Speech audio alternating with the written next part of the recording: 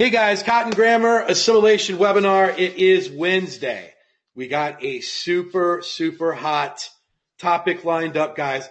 Last week we started diving into what are the future of PBNs for 2016.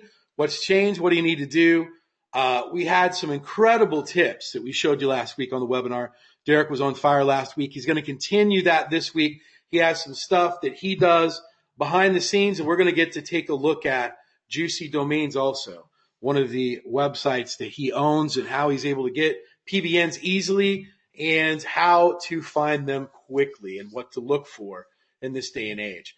But first, guys, what we're going to do is say hello to my co-host, Derek Awasiak, and hopefully he's not freezing up there in Canada.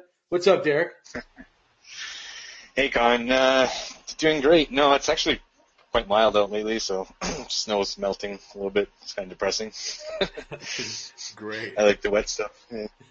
Yeah, well, that's good, man. We're getting closer and closer to spring. Guys, speaking of spring, we got a pretty important date that we want to keep pushing, and you're going to see me posting all about it quite a bit here. In about a week, I'm going to be pushing it all through March, which is our first Assimilation Live tour date. Now, if you had a chance to join us last year, we had an Assimilation pre-date in Orlando. It was off the hook. Then our first one, our guest that I'm going to introduce you to here in a second, he hosted our very first Assimilation Live tour date in Dallas, Texas, Alex Becker. And it only seemed right to theme the first OMG Live tour date around Alex again, because that first tour date in Dallas was absolutely electrifying. We had hundreds and hundreds of OMGers show up. Everyone got to meet new people, the networking, the friendships. It was a fantastic weekend. And we're going to get it started out, but it's not only that. We're going to have a lot of special stuff involved. So when that's going to be, guys, is we're going to come over here, and I decided to surround it around Alex's event, and he's going to talk a little bit about it. But, guys, first, the first Assimilation tour date will be April 1st. And it's not an April Fool's. And it's also going to be at the Mandalay Bay Hotel. So that gives you plenty of time to book your dates and get there. And there'll be OMG coaches there. Alex Becker will be there. Myself. I'm going to try to twist Derek's arm, see if we can't get him there. I know that, other SEO superstars, Mike Pierce, he's going to be there. Fletch is confirmed. Obviously, Liz is going to be speaking there. I'm going to be speaking there. But we decided, man, if we're going to do our first Assimilation date, why not have it the night before one of the hottest events of 2016 that we've seen so far? And Alex, I'm going to turn it over to you and just let people know, we're going to have this exciting first date of the Assimilation Tour for 2016. But the next 2 days are going to be electrifying. I'm just going to turn it over to you to tell people why they should stay an extra 2 days and join us for this 10 Pillars of Wealth. Well, it's a real easy explanation. First off, can everybody give me a 2 if you're going to the simulation? Just first off, give me a 2.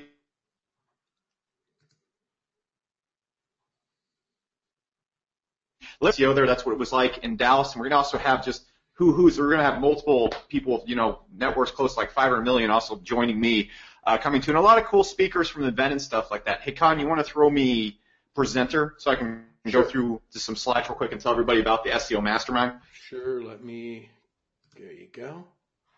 You got it. All right. So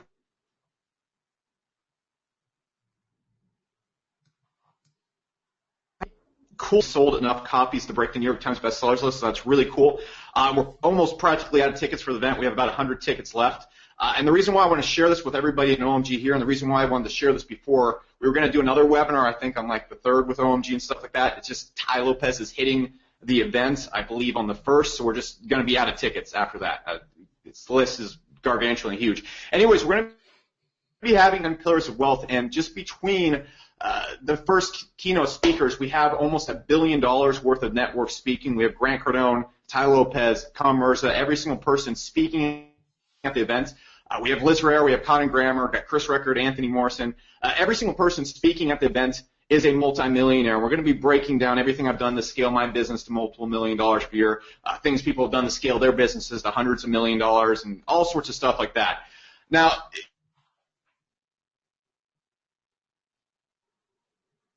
if you're here and you're like, this is great, and if you're like, this is pretty cool, but where's the SEO goodness and stuff like that? Just give me a 3 if that applies to you.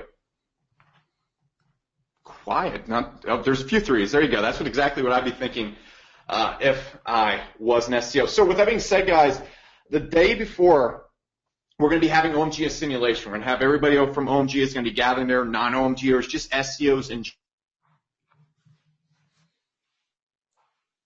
each night SEO mastermind. This means the normal attendees at the event will get kicked out of the room, and we'll be having an NDA required SEO mastermind. This is basically we're going to sit down with myself, Conor Grammer, Liz Herrera, Gregory Ortiz, Stephen Floyd, and probably a lot of other OMG coaches that are there as well. These are just the planned speakers, presenters, and what we're going to be showing you is stuff you basically just have to sign an NDA to see. This is stuff that I can't put online. This is stuff that Greg can't put online.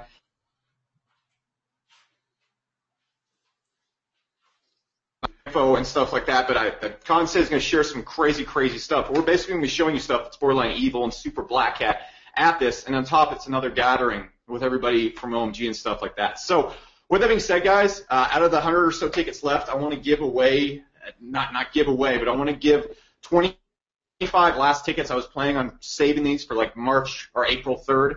It's for you guys. With that being said, I want to give a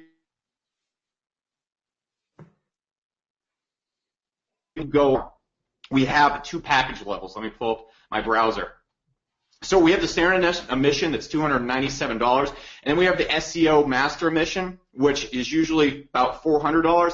And for OMG members, I've cut this in half right now for the first 25 people that hop on and want to jump on this and want to be at this event. So if you want to come to this event, guys, you're going to be going to the SEO and simulation or the OMG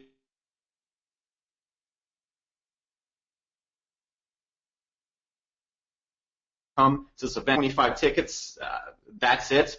And that's really all I got for you guys. I just wanted to present this to you for everyone that's going to be going to a simulation. I'm giving you just a crazy deal on tickets right now, 50% off if you're one of the first 25 people.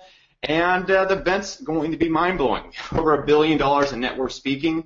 Stuff's going to be shared is going to be incredible. The people that are going are incredible. Going to be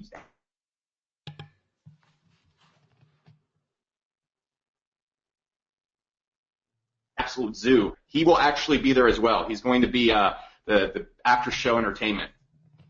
Someone said, do you get the 10 Pillars of Wealth as well? Yeah, you get copies of the book when you buy as well. So, yeah, you'll have one at your seat when you get there, and you also have the book mailed to you as well. So, if you're interested in getting in on this, guys, alexbecker.org/OMG. Got 25 tickets for OMG members. And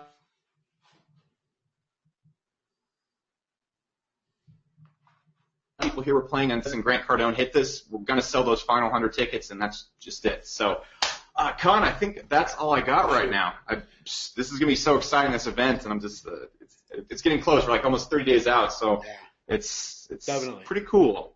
Definitely. Guys, this is one of the few events that I'm really looking forward to. We're going to try to tie in all the assimilation events into something that's a little bit more than the event itself to make the trip worth your while. And guys, I can tell you this, at that amount of money, literally to come to an event like this where you're getting this type of speakers, especially the first 3 who have that sort of network, it's always going to be over $500, at least $500 a ticket minimum just to get in, just for the event itself. But with that SEO mastermind included in on it, wow. There's going to be some stuff that, guys, if you didn't get a chance to make it to OMG Live, I have something that I call Power Blocks. I've since totally upgraded it, did this. I would never reveal that on any recorded. There will be NDAs. I know Stephen Floyd says he's ready to throw down. So is Gregory Ortiz, Alex. Not only that, but you're going to get the benefit of getting some behind the closed doors information that can't be revealed out in any other place. I have live event stuff that I share, and I know Alex does as well. I've been to several of Alex's private masterminds where he reveals behind the curtains of what he's doing that he would never put on video. And I'm telling you, it's pretty powerful stuff. And if you want to get behind the scenes to see what Alex is doing, get a chance to talk to him one-on-one, to pick his brain of how someone as young as him could be a multimillionaire this time's over. This is the type of stuff where we talk about who you surround yourself with is exactly how you elevate yourself. And getting yourself around people in the room with, rubbing elbows, talking to people and meeting people like this is something that is definitely worth the investment, definitely worth the plane trip. Not only that, to meet your OMG family at the event where we throw down, get a chance to meet the coaches. Who knows, a few drinks, secret spill. It happened all last year. So guys, check it out, alexbecker.org/OMG. And he's got 25 special tickets set aside for us. And we appreciate Alex doing that for us. So remember, guys, it's April 1st is going to be Assimilation, the first U.S. tour date. That is absolutely free. Then wake up the next morning. We have April 2nd, April 3rd with SEO Masterminds and a fantastic lineup of speakers. Motivate you, and I guarantee you it's going to change your life. But you also get Alex's incredible book, The 10 Pillars of Wealth, as well. So, Alex, thank you. It's always a pleasure to have you on here. I appreciate you coming on, giving us this discount. I think it's an amazing deal at that price for everyone to get in on a mastermind at that price. Yeah, it's going to be absolutely nuts. And don't forget, guys, too, after the event's done every single night,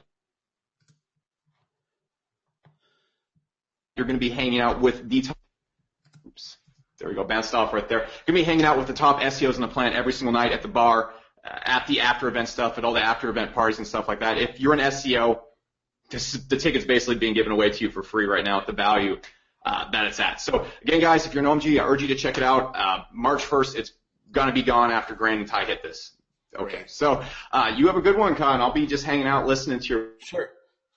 Thank you, man. I appreciate you coming on. Guys, listen, I want you to get fired up about this also. I'd like to know that after we just talked about this, how many of you are planning on going? Give me a hashtag I'm in. Hashtag I'm in. If you're going to go, you're thinking about going, give me a hashtag I'm in.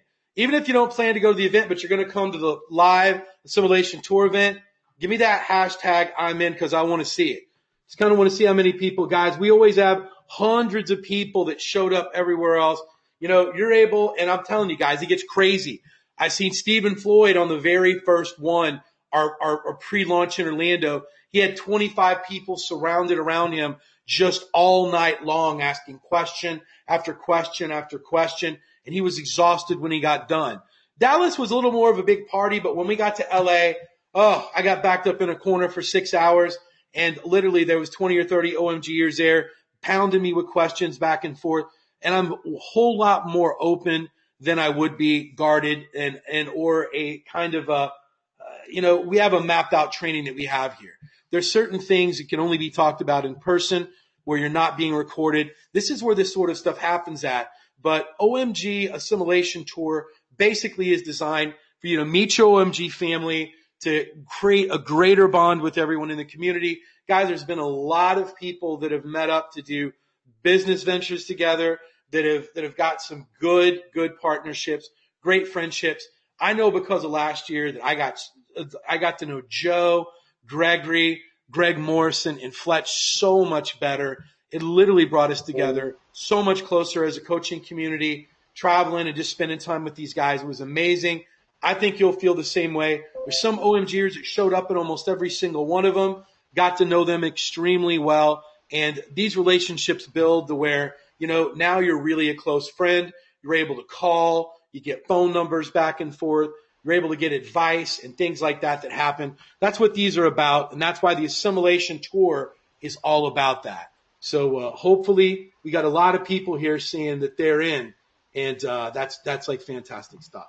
So what we'll do is right now we're just going to jump right in.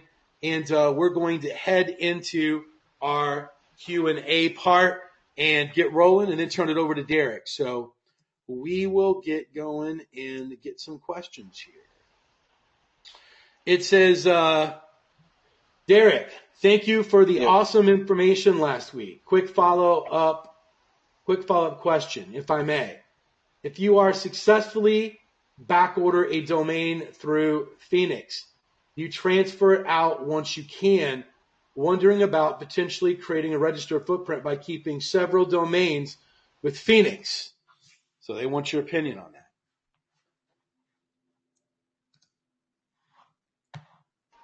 There, but I'm not too concerned about it. I mean, I think they have free private registration on a lot of them, so Phoenix is not as big as like GoDaddy, but they're still not that small. So, I mean, unless all your domains are coming from Phoenix and your site has nothing else but those, then I'd be concerned and I'd be pushing it to other accounts. But most of the time,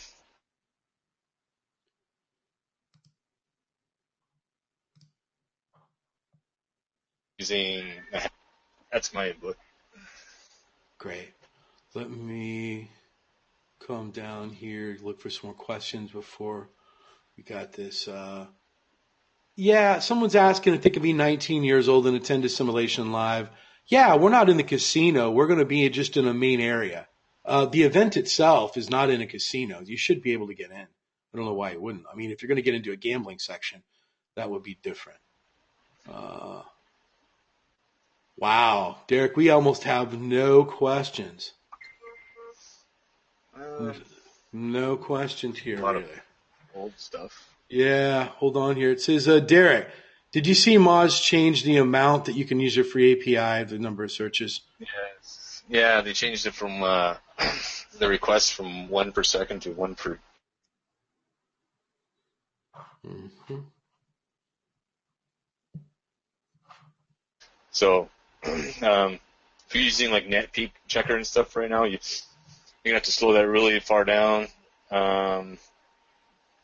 Straight box still works because you can put multiple APIs in there, but like for example, Juicy, we're using over 400 different APIs on Moz because we don't want to pay for their paid one. It's over 3,000. Great. Guys, before we move on to the next question, I want to figure out if it's just me or if it's everyone. Guys, if you're having a problem with audio for either Derek or I or when Becca was speaking, give me hashtag yes, there's a problem, or hashtag clear, that everything's coming in clear. I like just want to give me hashtag yes, there's a problem, or give me hashtag clear in the Facebook group. I want to make sure that everyone, or if it's just me. So there's never been a breakup. There's never been anything. So just give me a clear if there's never have been. Wow, it's just me. It's just me. Must be like a data center thing or something. Yeah, I don't know. Like you and you sound fine to me. Yeah, I have no idea. We'll like keep it up and see what happens. If not, I'll log out and log back in while you answer a couple questions, but we'll see. The next question is, hey guys, I was ranked number 1 in the map pack for the main keyword, but I dropped 17 spots in the map about a month ago. The rest of my maps and organic rankings have remained steady. What would be your first course of action? I haven't made any changes that I can think of.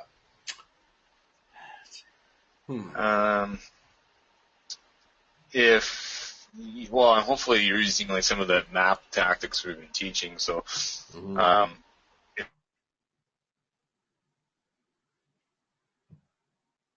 those in you might want to start checking your citations, make sure there's not too many errors. Just do a run through EX. It's free, and they usually tell you some problem issues there. They are just changing the algorithm all the time, right? So it's just going to be could be just testing something, or they found something they don't like about it. So it's kind of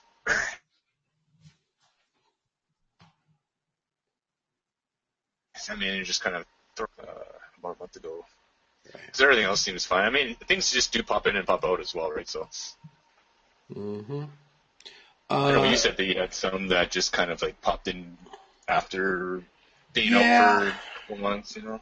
Yeah, there's a lot of weird stuff going on to where I was vanished for 2 or 3 weeks and then it just came back. The bottom line is if you did nothing, if you can analyze and know that you've done nothing stupid and all of a sudden you've just dropped 17 positions, I would just kind of hold it out for another couple weeks and see what happens before you start tweaking things around. I know that my map pack in Orlando, I just dropped out of it. And I was number 1 in the map packs. I dropped out of it 100%. And I was gone for 6 weeks. And I basically just said, you know what? I really don't care. There's no one. I'm not getting any extra phone calls from this map pack anyway, so it really doesn't matter. So I just said I really don't care because it's not how I get my business. So then it just popped back number 1. That's like happened with a couple cities for me. So there's just a lot of weird stuff going on. But what it is I just don't know if I'd sit there and start rearranging and tweaking and tearing things down just to find out what goes on. I give it another couple weeks, see what happens, unless you can visibly remember that you've done something that you shouldn't have did. I mean, did you send 5,000 embeds to it? I mean, that might do it. Yeah. But think about something that you've done. And if you've done nothing, I clearly knew that I did 0. I just let it sit. So that's always start with trace. Yeah, always trace your footprints back to see what you've done last, and then see if you can isolate the problem. But. Right.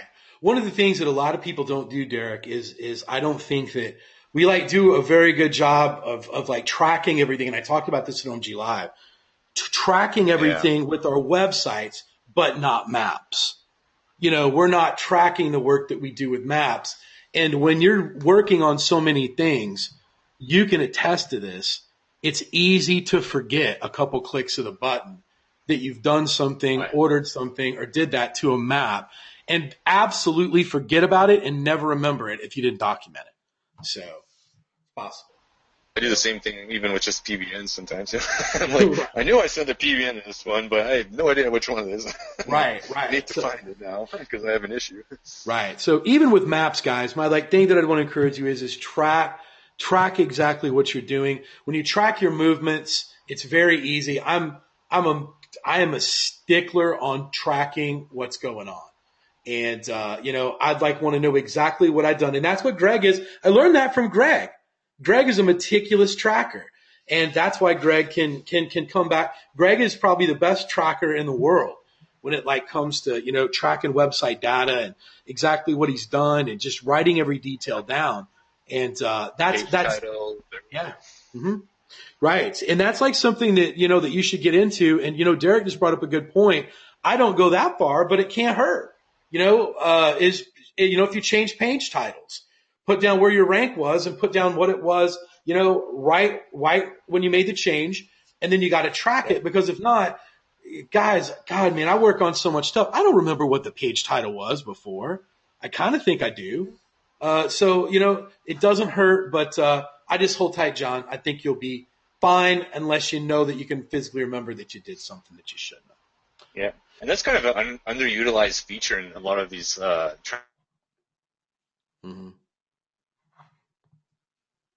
microsites. Time you change something, and then you can watch the ranking changes from that. So even if it's a title change, PBN added, PBN removed, disavow, whatever, just track everything in there, and it's so much easier. It's all in one timeline. Great. People want to know what page are we putting the questions on? The OMG way. The OMG way, and the first picture that is pinned up there. Do you recommend an indexing service for citation or social? I'm going to give the answer that should be given out, which is let things index naturally, and that's my answer. I'm a firm believer and maybe Derek can shed some light on it. I don't use it. Yeah, go ahead. I don't. If you have the time to go run an indexer, I just take the time to place a link. It's not only that, but I don't know what these indexers really do.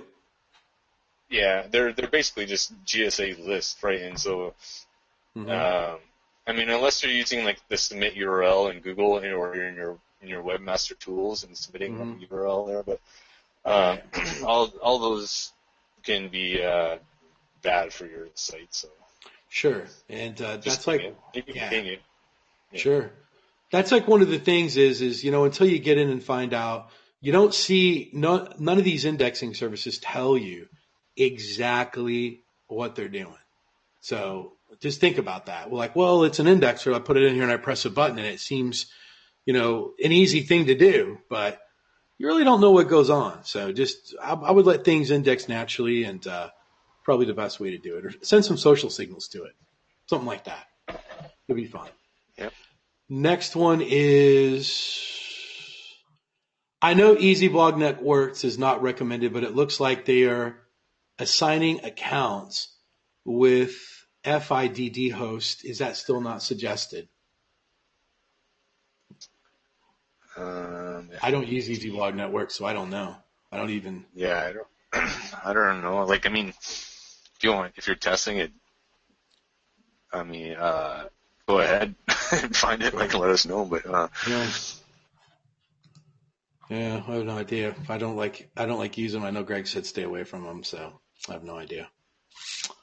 We will move on to the next question. We can't know everything. It says, do you guys use fake names when signing up for hosting or just domains? And Derek doesn't. Derek's probably not going to get into that tonight. We went over that pretty extensively on Assimilation before, but we're going to go into this in great depth. Monday night on Assimilation Light. So for those of you guys that want a good refresher, Assimilation Light is a chronological webinar series for people that are just starting SEO that takes them all the way from putting their website up to buying PBNs.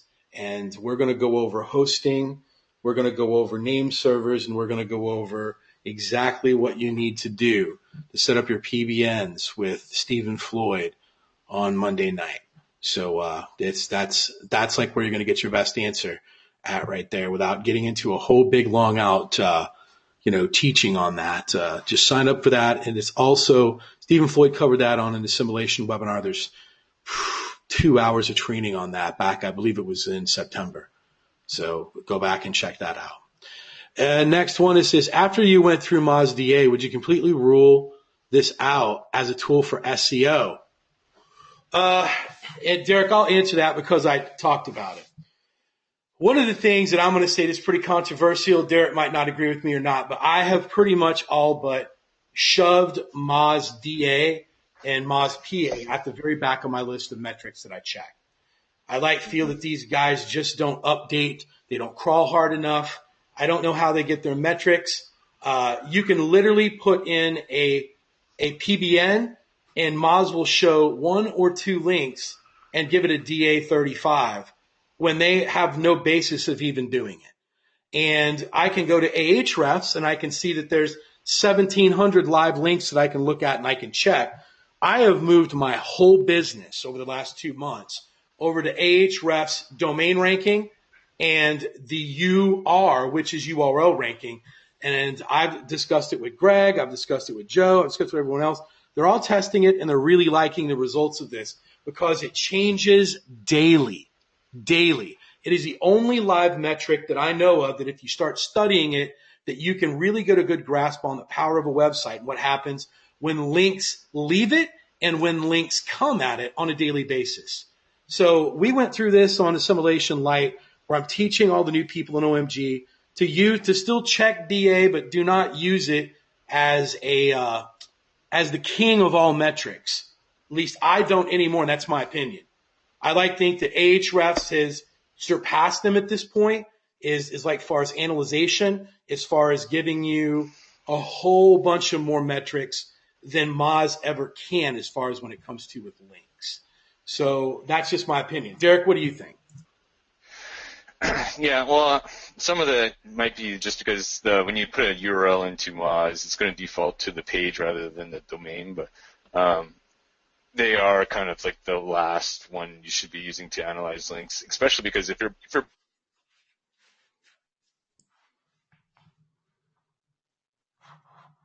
damage could be in the last 2 weeks, and Moz is not going to tell you about it for 3 months, right? And so it's a good filtering metric. So like when you're doing bulk amount of URLs, it's good to filter by DA just because it's cheap and easy to do. It's not going to cost you anything if you're using the free APIs, but using it as to analyze backlinks, it's kind of, I know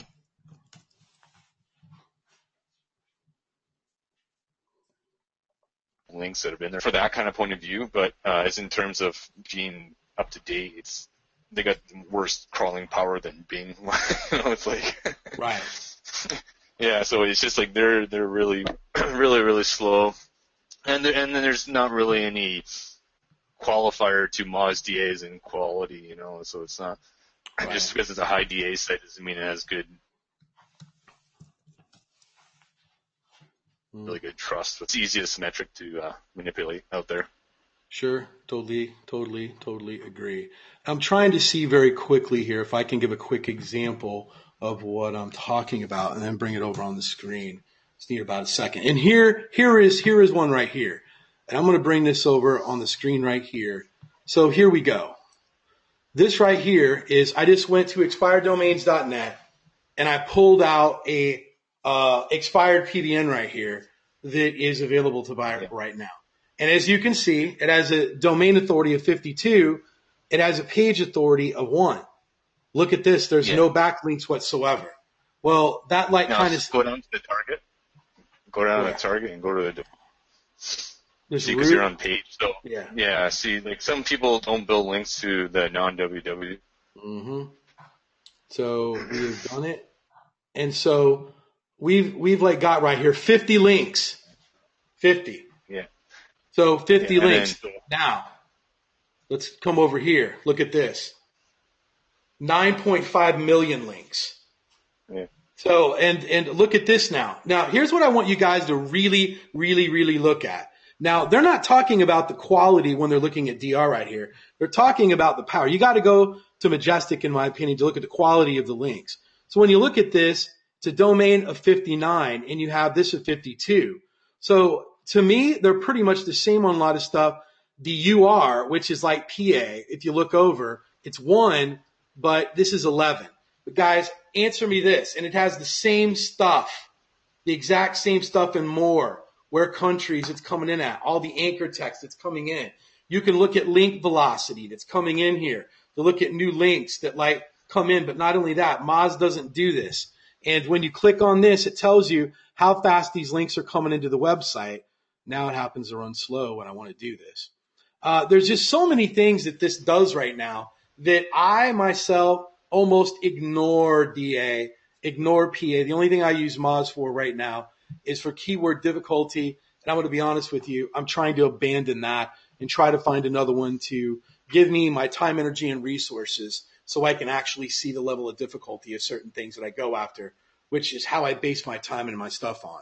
So when you see stuff like this, guys, it should scare the living hell out of you to see 9.5 million live links, and they've got 50 over here. So let me ask you this, guys, and I mean serious. Now that I've showed you this, do you trust Moz still? Give me a hashtag yes. Give me a hashtag no.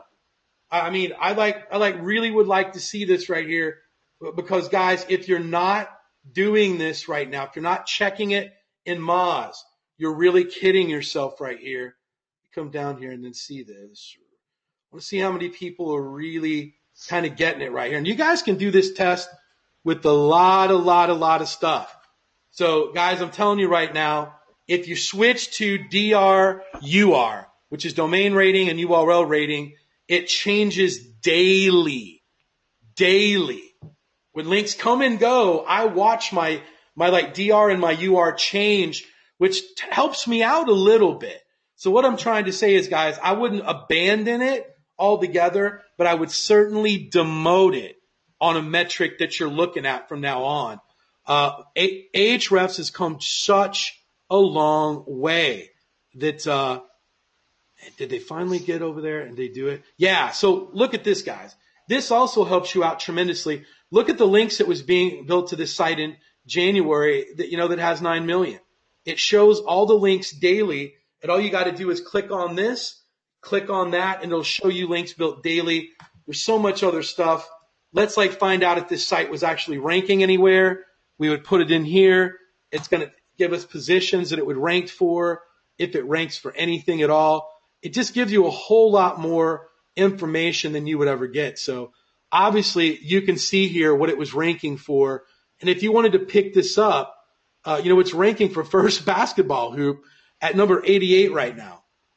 Morpheus Fertility Center, Backdoor Reviews, Agility Arena, Types of Bulimia. This is what this site was used for. And now I can see this. So to me, this is pretty powerful. With a couple clicks over here, I can actually see the positions of what a website is actually ranking for inside of Google, along with the top pages of power that it's got right here. Tells me that. So it's a lot more help to me using this than anything that Moz has got right now. and especially when I can come in and use the Site Explorer that gives me so much information. So hopefully it's something that's, like I said, it's my opinion. I'm not going to sit here and tell you that it's 100%, but I decided, I made a strong, hard decision to just abandon Moz literally right around Christmas. It's the best decision I've ever made. I just pay attention solely to the, when I come back to the Site Explorer, to the DR and the UR right now, which gives me a better idea of what a site is. Same thing. And if you can read, if you go to the blog section, you can read up a whole lot more about how their metrics are. Pretty much they say that they feel that they've got a pretty accurate algorithm that is based off of Google's page rank.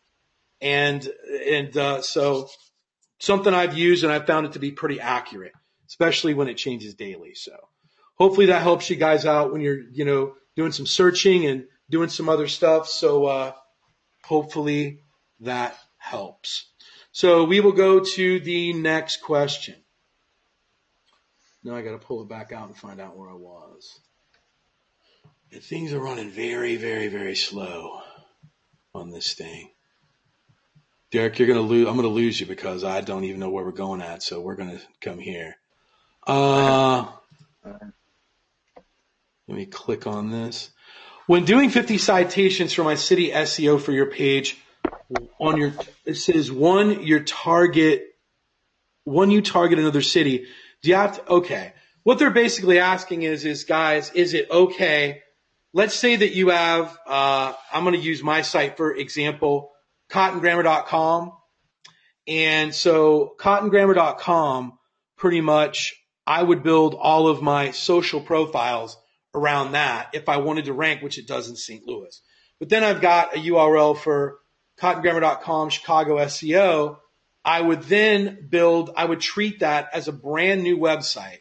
I would build all social profiles around that, all citations around that, and a Google My Business around that if I wanted to rank that effectively. So I do that for each and every one of my cities. So I know that we're getting people that have just started OMG ask this question, but it is okay that if you're in another city and it's a page of a city, an extension, another location, treat it like it's its own website for that location.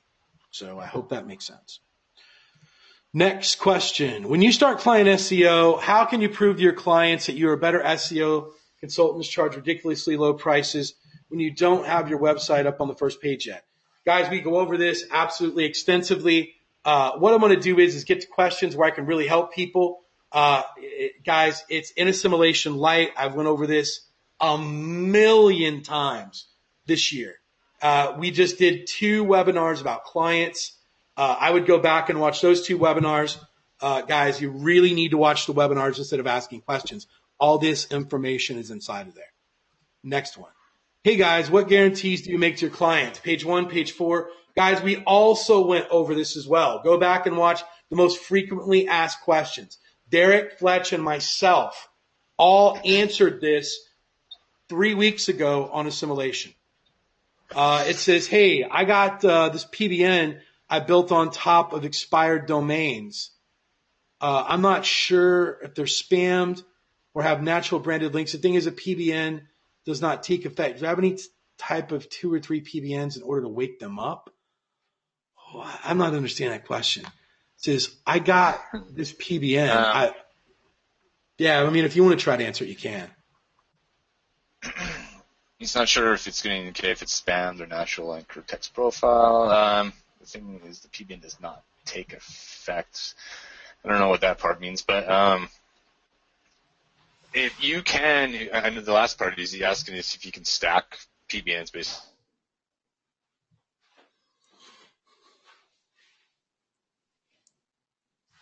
Say if you bought and they're not worth wasting hosting on like one or the other, like because you mean dedicated IP and all this stuff, it's kind of gets pricey after a while. You can use, and I've done a few times where you just kind of stack like 3 or 4 expired domains that have low metrics and just kind of pile them together. But so having all one destination basically. and buying a spammed out domain, but it's not the safest thing. I mean, you can still get a penalty off of it. It's I mean, it's up to your risk tolerances. I've done it, and I do it still sometimes, especially if they're themed together. It's just like buying a money site that's related to yours and just wanting it over to you. Because I mean, if they combine too many anchor texts and one has a penalty, and it's gonna wreck the other one. So make sure that both are getting indexed properly on their own, and then you can merge them together. I think that's kind of what it wants. Well, that's more of a detailed answer than he was expecting. So you over-delivered and answered his question, whether that was it or not. So I'm sure he appreciates it. And we'll move on to the next question.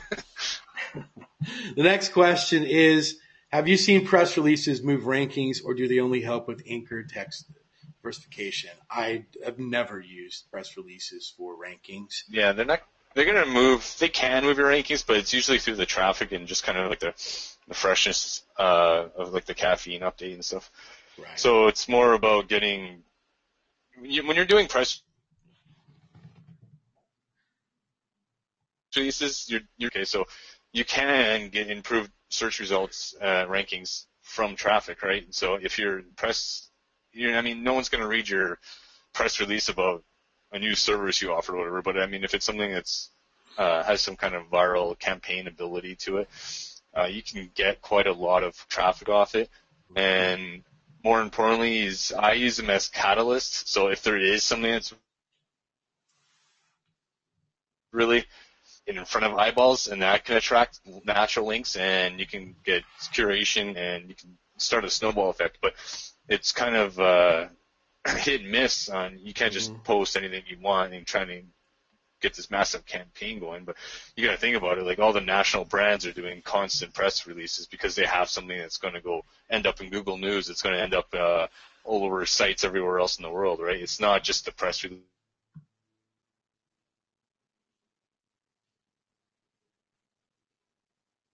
itself, right? You could debate that way. So right. It's not going to do anything for your anchor text diversity because most of them are going to be no follow anyways. But you want to make sure that you're using branded links anyways, just because there are some scraper sites out there that are going to scrape press releases, and you could overload your anchor text profile. Another little tidbit for those of you that, especially because we have a lot of new OMGers with press releases, is 95% of all press releases drop off in about 3 months. So just know that. Yeah, it looks all sweet. Yeah, I mean it looks sweet. Oh my God, look. I mean, and it can be impressive. I like use it in what I call my like Lazarus effect bag of tricks. If I want to save a client, that's like one of the things I use for. If I forgot to send out a PBN real quick, you put out a press release, you could show them you've got all these television stations everywhere that have covered the story. And, when it looks impressive to someone that's a novice about SEO and doesn't know any better. But what you don't know is they flush all those pages out, and they clean those pages out about every 90 to 120 days, and you'll lose all the links that you paid for, except you get to keep the press release link that went out, and you can rank that. And that's generally got some good authority and some good juice behind it. But all the rest of them are just kind of fodder. They're going to fall off. So, if in like social media, then it could probably do well in press releases, because it's going to, like when you do something in social media like Facebook promotion and all that, anything like that, it just kind of goes up and then dies, right? It's like buried in Facebook. No one's ever going to look at it again, right? It's the same thing with press releases. They just get deleted and taken down. So it's just getting the eyeballs. That's all I'm looking for. Right. Oh, I love this. I love this next question. Any advice? Oh, I did not. I didn't want to cause a panic. I did it not to cause panic. Any advice on how to convince clients we're better than a huge agency like GoDaddy, who's now offering SEO? Well, first of all, GoDaddy's charging less than a minimum wage to get it done. And if you've seen GoDaddy staff doing SEO, guys, give me #India. Please. I want to give you user's choice. Give me hashtag India or give me hashtag Bangladesh. I want you to give me whichever one it is, because guys, these are what's going on. And if you read very closely to what they're doing, they're basically doing nothing. They're just going to set you up with, they're going to set up your Yelp page. The same thing that anyone can do. And guys are charging $200+ a month for this. What do you think's going to happen? And what they're going to show you is how they're duping people into this. And this is just me, how I would do it. They're not ranking, and they even say that they can't prove to do anything, is they're trying to rank for your brand name. So, like if you do Blue Sky Shoes Loves Chocolate.com, well, guess what? If you build the website and it gets indexed, you're going to be number one for Blue Sky Shoes Loves Chocolate.com. And then GoDaddy's going to go, look, we ranked your site number one. Yeah, let's keep going. But you guys are smart enough to know you're an OMG, all the stuff that goes on. Basically, what I would tell someone that does that is I'd say, I tell you what, only with a big client, because obviously if someone's thinking about it, they're probably not the right client for you anyway. I posted something in OMG today is guys, everyone's worried about people putting, $500 down for, that's their budget. Guys, I never pay attention to people's budgets. I already know based on traffic of where they're at, how much I can affect their business. So I ignore what their budget is. It's either you pay me for what I can do to your company, or I just go to your competitor. I don't give a damn what they're going to pay. That's the whole thing. And it's also a reflex dancer. So kind of like when you run into someone in the morning, it's like, hey, good morning, or drive safe. You don't really give a damn if they're having a good morning. It's just a reflex answer. And the number one reflex answer in SEO is, what's your budget? $500. If we were playing Family Feud right now, and Derek was up right there, it goes, what is the number one answer for price of SEO? And Derek would go, ding, ding, ding, ding, ding, ding, $500. They go, that's right, number one. And Derek would be jumping up and down, high-fiving his wife and kids right now, because he'd be on to the next round. So that is the number one answer that business owners want to give, is $500. And it's a reflex answer. What I want to teach you guys is this. Sales is a two-way street. Everyone wants to have a victory when they get a good deal. Don't you feel good when you go buy a car and, it's the first thing that you tell your friends. It's like, this car was $100,000, but I got him down $78,000. So, guys, it's a battle both ways sometimes. People want to get the best possible deal. They want to know if they can negotiate. And if they think they can negotiate, that's how they test if there's negotiations. I don't negotiate. Here's how much I charge. That's it. You don't go in and negotiate off your Big Mac or your fries, or you don't go into a restaurant and say, hey, that filet mignon, tell you what, I know you're charging $38 for it. I tell you what, if I buy 3 for my family right now, we knock down to 28. Guys, who the hell does that? And so what we have to do is, guys, we have to stop perpetuating this sort of, we're bidding and wheeling and dealing in SEO. Here's my damn prices. If you don't like them, head up the street.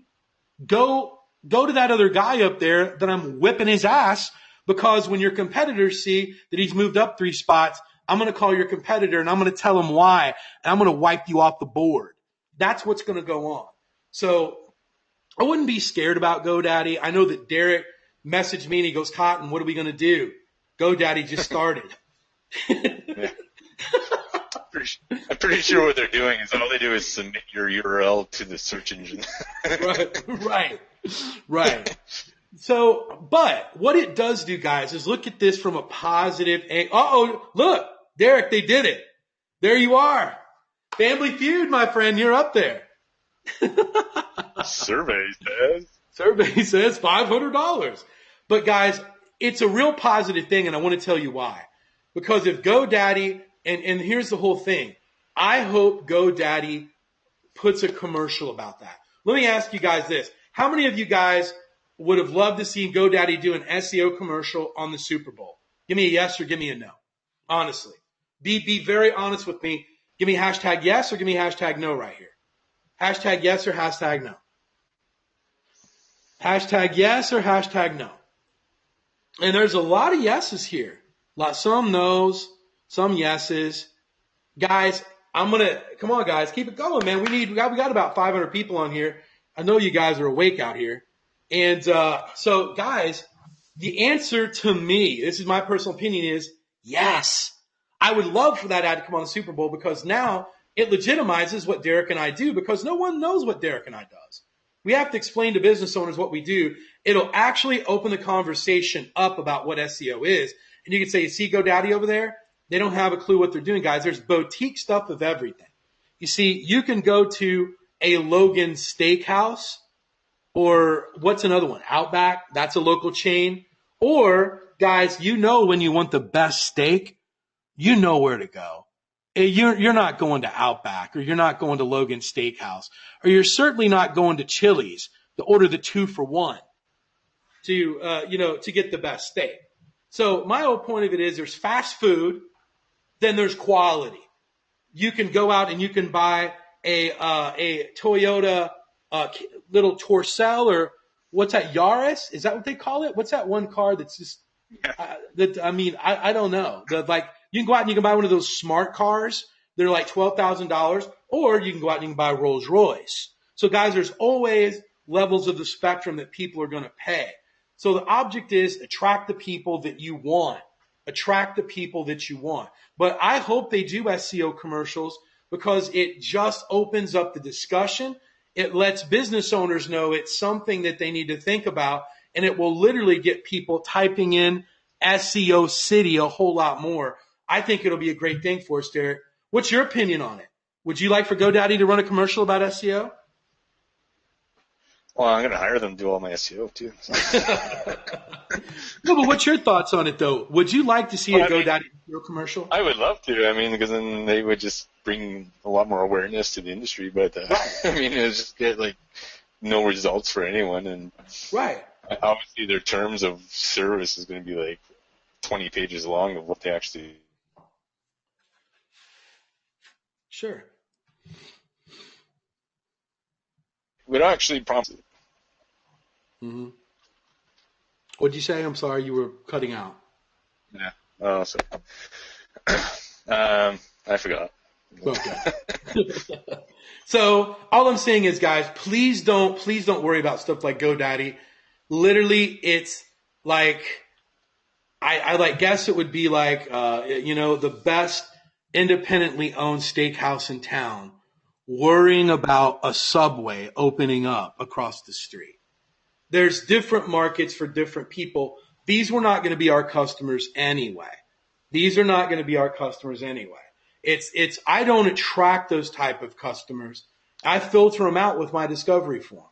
So that's what I'm trying to say. It doesn't hurt us. It helps us. So I wish GoDaddy success, and I hope they blast that ad through television stations everywhere next year.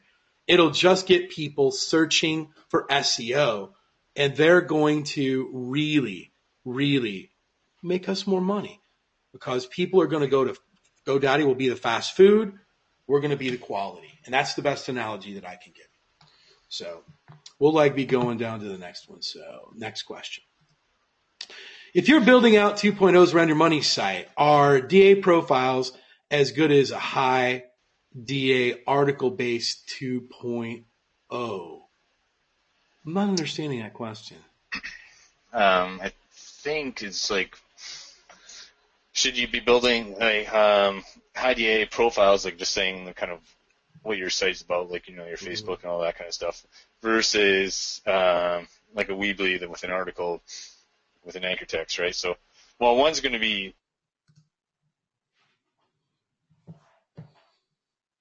definitely want to have first your profiles.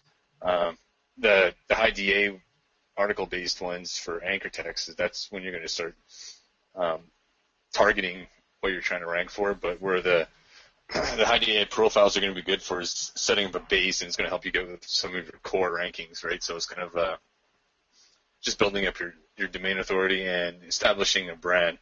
versus trying to actually rank something. Mm. Gotcha. Man, you keep cutting out. You keep cutting out so much. I don't even know when you're talking or not talking or anything for me. Sorry if I interrupted. Ask everyone. Yeah. No, it's probably just me. It's probably just me. We will move on to the next question is do you guys charge separate for adding custom maps for clients versus Google My Business? If so, how do you structure the pricing for upsells? Well, here's the best question that I've ever returned to someone ever. How the hell do clients know about custom maps? Yeah. I mean, I don't quite get that. I probably talked to a few thousand, maybe more clients, over the years. I've never had one ask me, can I build them a custom map? I've had some asked about Google My Business, but generally the people that I work with, one of the things that I make business owners do before I even start working on is I don't mess with their Google My Business if they don't have one. I make them set it up. Remember, I just move things from point A to point B. I send them over a little tutorial, tell them how to get it set up, tell them to set it up exactly how I want it set up, and put them doing it. I'm not doing it for them. That's just me, though. But I don't know how they would know about custom maps unless you're telling them about custom maps. But if you're telling them about custom maps, I think you're really giving too much information. You're just setting yourself up. Yeah. That's got to be behind the scenes kind of stuff. Same with your PBNs. I mean, right. You don't want them telling them that, and then they go to a different agency and they show them that, and then you're just leaking information everywhere. Right. No, it's like you just coming out front and saying, "Listen, I'm going to link to your site. Do you prefer, TrustFlow 15 or TrustFlow 30?" You don't talk about stuff like that. So I don't know how to answer your question other than to stop talking about custom maps. That's my answer to you. Next one would be, do you Tor or anything like hide your IP settings up for PBNs on your other sites? Hold on. Because we've got two words in a row here. Tor or anything like it to hide your IP address while setting up PBNs. Don't use Tor. Do what? I said don't use Tor. Yeah. Tor has its own, if you want to be getting chased by possibly FBI and all these other high agencies, that's because that's where all the sexual predators they use Tor, and it does leave a footprint. And so you don't want to be...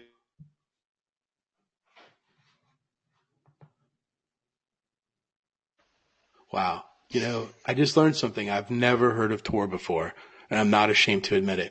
Guys, let me get an assessment here on Facebook. How many of you guys have heard of this Tor? Give me a hashtag yes or give me a hashtag no. I'm just kind of curious. How many of you have heard of this? I mean, am I the only one that's in the dark here? I mean, there's a few people here.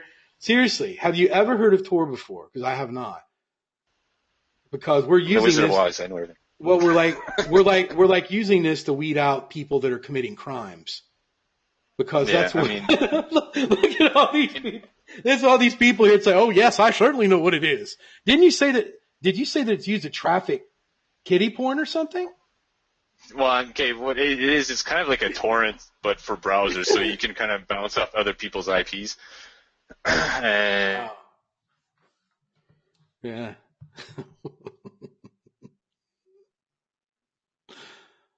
with it as well, so I mean that's where a lot of the the dark web and all this kind of stuff is happening.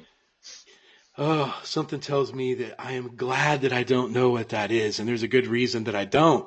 So, no, my answer is going to be no, and Derek just answered the question better than anyone. But Derek is our resident dark web expert. I will let him be the wizard of the dark web, and I will stay off the dark web. So we will go from there. So it's good. It's good information. I'm glad that I can be on an assimilation webinar and learn something. So it's good stuff. Next one is started using crowd search and seemed to have got nice bumps for a couple weeks, then dropped back to where I was at position 10. Are you seeing something similar? And guys, there's so much that is dependent on this, but this is what I can generally tell you. If you're not if you're just doing 10 to 20% of your keyword volume of the keyword that you're going after, crowd search is not what done it. Crowd search is not what done it.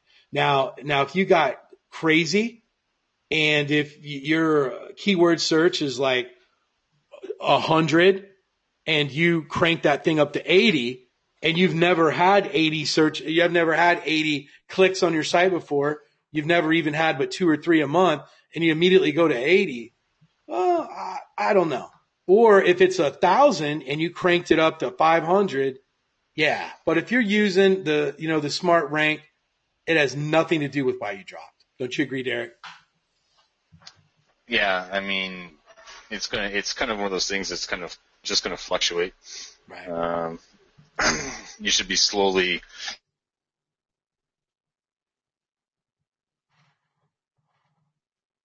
If you're using the smarts, right, and so they have their own smart algorithm, and usually just kind of set it and forget it. But I don't really specifically test it just by itself that much anymore. So I still use it a lot with everything. And matter of fact, I will say this, that and this is the first time you're going to hear this, and we'll talk about it a little bit later. And you guys should be excited about this. If you guys are excited with what I'm getting ready to say, I want you to give me #excited. But next week, I've been able to bring on who I feel is the greatest search and click underground expert on the earth.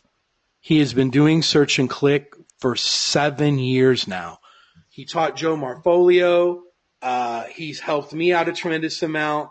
He literally, not a lot of people know who he is, but I'm telling you, this guy has more data on search and click than anyone on planet Earth. And I've been talking to him a lot. Guys, we're talking about map clicks. Guys, we're talking about he even knows how to make Amazon rankings move through search and click. He knows how to do everything. And we are honored to be able to have locked him down next week, and he is going to give us a clinic like we've never seen on search and click. I'm not ashamed to say this. He is 3 times better than I am at search and click. He is 3 times better than Joe at search and click, and he's going to show you guys some stuff that literally is going to mind bend you with what he's doing with search and click.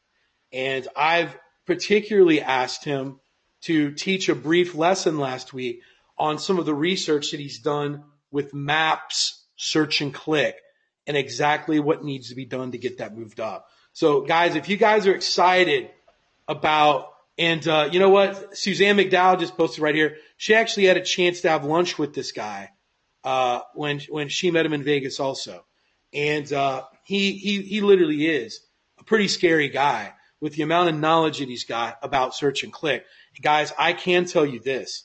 He's going to show us stuff to where he's ranked things with no links with just search and click. So what I'm like telling you is his knowledge goes way past anything that I can explain. It's one of these things, guys, where I talk about the law of the lid. You know, you can't be great at everything. Derek is 50 times better than me at certain things. That's why I love talking to Derek, because I get smarter being around him. I'm better at Derek than certain things. He learns off of that also. This is one of these people I'm excited to be around because it really, really, really increases my knowledge and in something like that. Because guys, it is not Dan Anton. It is not Dan Anton. Guys, this like guy has been doing search and click way, way, way, way, way before anyone even thought about doing anything. It is not Mike Pierce. You guys have never heard of this guy. You guys have never heard of this guy. He's worked with the likes of Ryan Dice. He's worked with the likes of Harry Belcher. He's worked with the likes of all these other people underground.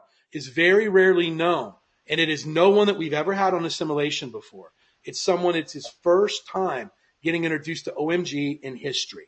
So it's the relationship that Joe has been able to build. So what I'm saying, guys, exciting stuff next week. You guys should really, really, really show up because I'm excited for what I'm excited for what I'm going to learn. So if I'm going to learn something, I'm telling you, I'm going to go he's going to take me to school, then I would be paying attention. But because Search and Click is one of these things that I've only put 8 months of research and development in, but this guy's been doing it for 7 years. So pretty powerful stuff next week. So just wanted to share that. But we will go on to the next question. And just kind of tied into the question that we were at, so I thought I would bring it up. It says, can we just PBN link to social properties like our Yelp page or Facebook page with a money keyword? The video says, keep saying send 1 to 3 links, but I never felt like the anchor text is best for linking. Thank you, Cotton. Absolutely. And it sounds like this is back to an assimilation light question for some of the new people coming in there.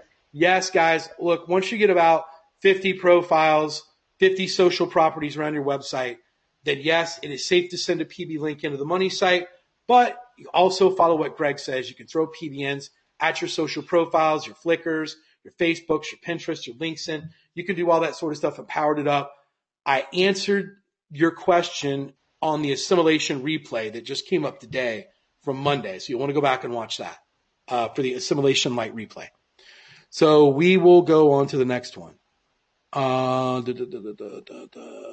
Next question. How do I keep an eye on hundreds of PBNs to see which one is de-indexed or not?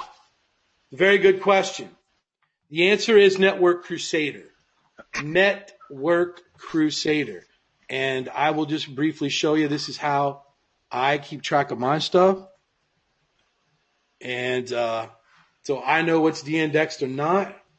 We will get logged in right here, and I'll kind of show you real quick. This is Gregory Ortiz's little program right here. And I keep track of all of my sites right here. As you can see, I have 450 sites in here, and it tells me what's indexed, what's not, downtime, all this sort of stuff. So this is something, guys, I would definitely, we'll talk about it in a few weeks right here. But if you're looking for something to manage, this will even auto post your PBNs. So it'll auto post for you. It'll do a lot of different stuff. So you really want something to know when something gets de-indexed or something like this. It'll send you an email out when that sort of happens. But this is what you'll want to use. So hopefully that answers your question. It says, is it better to buy 10 PBNs from a site like GC for GC domains, or try an auction and pay 10 times as much? We will cover that here in a moment, won't we, Derek? Yeah, sure. Absolutely. Cotton, if we build another different SEO money site, do we need to create another whole set of 2.0s in Facebook? Well, absolutely. Guys, every website is a different entity. So, if I do cottongrammar.com and then I do derekandcottonrocks.com, and if I want to use that as my money site, I would once again go out and build everything around that the same way that I taught on Assimilation Light. So, absolutely. Cotton, how soon do you land a client? Do you start preparing them to bring you referrals or maintaining their rankings? Once you let them go? Well, probably after I continue to talk about it. I do light touches, emails and reminders about, that if they want a discount on their monthly services to do that. But I really don't start pressing it till there's actually a serious amount of movement, month 3 and 4, somewhere in there. Derek, I'm going to let you answer this. He wants to know if he is wasting time adding each updated page into Webmaster Tools fetch and render. Yeah.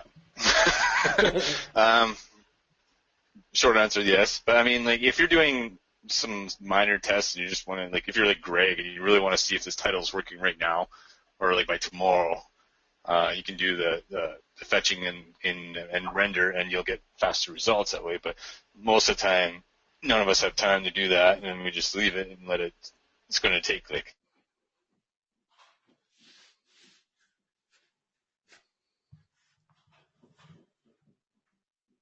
I know you don't. I don't. So yeah, exactly. Great. We'll get one last question, and we're going to turn it over to Derek. We've been doing about an hour of questions and answers here. And here's a very interesting question. one of the more interesting questions that I've seen, and I don't know the answer, but I 55% sure that I do. It says, it's ranking real estate sites and taking commission from the real estate sales the most lucrative strategy, since each sale can be worth tens of thousands. I do believe that that is illegal. That is illegal. I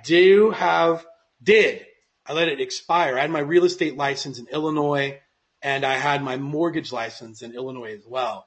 And I do believe that that is not allowed, that you cannot give out referrals through that. I know you can't you cannot with lawyers. You cannot with lawyers. You have to go into business with them. They can't give you a portion of all the sales that go out. That is illegal. Do you know the answer to that? No, I don't know. Yeah. I don't know that much about it. Yeah, Danny Garcia says that it is a RESPA violation. So, guys, I'm pretty positive that if you do work, maybe if Dave Keys is on the webinar, he like normally is, he can answer that. But I'm pretty positive that you cannot set up a deal with a real estate agent to say, hey, look, I'll rank you and just give me a percentage off of every house you sell. I don't believe that that is legal. I do not believe that that is legal. So if I am wrong, go back and correct me, but I'm pretty sure that it isn't. So let me see if there's anything else here. Is anything crazy? Oh, just someone said it's only illegal if you get caught. Oh, it's funny. Yeah. Yeah. Here's one. How many PBNs on the average does it take to rank a local niche? Derek, I know you love these questions. I'm going to throw that one to you, and then I'm going to turn it over to you for your lesson, because this answer is universal, Derek. It's what? Derek, it's 14. It's 14. So guys, give me your answer, guys. Let's help it out. How many PBNs does it take to rank a site? Give me a hashtag with a number here. Let me know. Derek and I really want to see what you said. Yeah. As many as it takes, John Shappus said. 3.5, 12.5, as many as it takes. Guys, it's the age-old question. There is no answer to this. Different sites take different things, different metrics, different stuff. You just keep linking at it until you get there. I've got a pretty good algorithm that I use that pretty much gets me to within about 3 to 4 weeks of when I complete, which is about as accurate I've been able to get. But once again, it's all based on a whole bunch of stuff. We're getting a lot of 12.5s. Get a lot of 12.5s. Which I'm gonna have to test that. Yeah, we're getting all you can eat. I got Dante who's with me. He says exactly 14. So there you go. Derek, I'm going to turn it over to you, man. You got another mind-blowing PBN lesson for us to update the one you did last week. So do you need the screen? Yeah, let's do it. Let me give you the screen here. Guys, let's get Derek pumped up, man. Just give me hashtag Derek. I want to get Derek all pumped up for this right now. Derek doesn't get to feel the love a lot. Just give hashtag Derek. He wants to see his name in lights right now before I hand it over to him. Let's get it going, guys. We got 400 and some odd people on this webinar.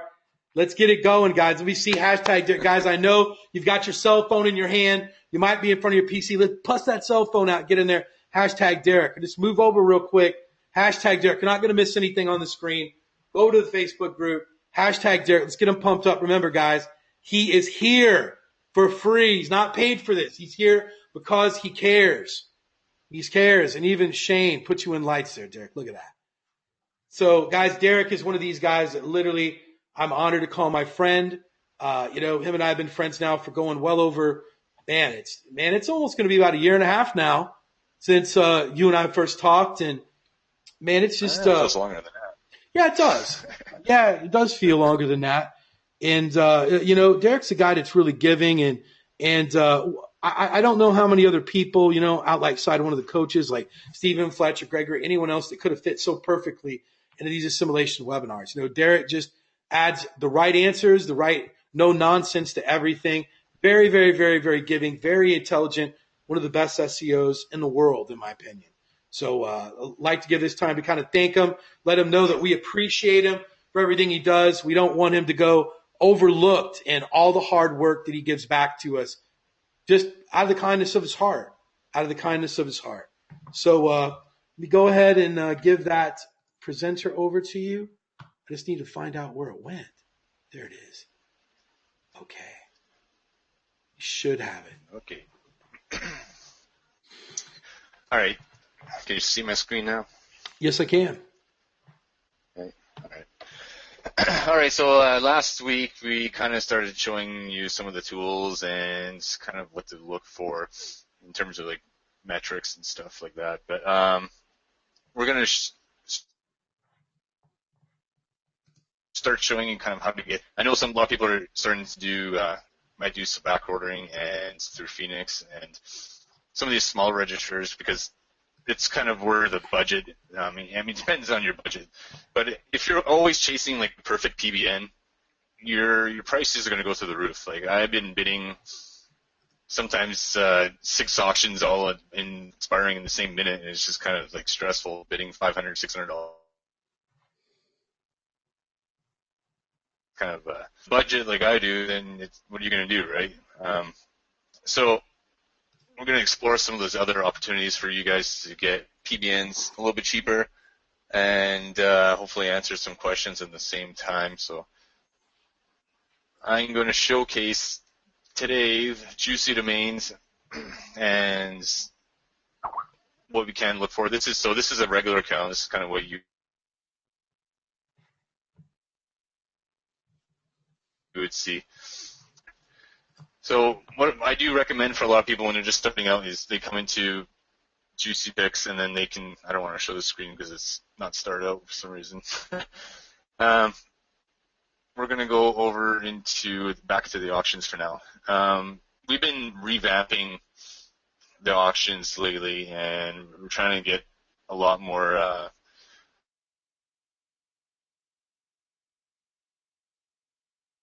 live data and bidders right now, so it's going to be fixed by tomorrow. But because, like I was saying before, is to not waste time is not look too much of it and like a dropping domain before bidding on it if there's already previous bidders on there. So if someone's bidding, there's like 2 bidders on a domain, it's safe to throw your name in there and not even analyze the auction. Actually, it's going to save you a lot of time because you're going to end up researching it over and over again, especially in the last few minutes of the auction when it starts going, $300-$400, right? So that's the number one giveaway for me is bid on a domain blindfoldedly if there already is people bidding on it. You're kind of taking into the fact that a lot of these people are going to do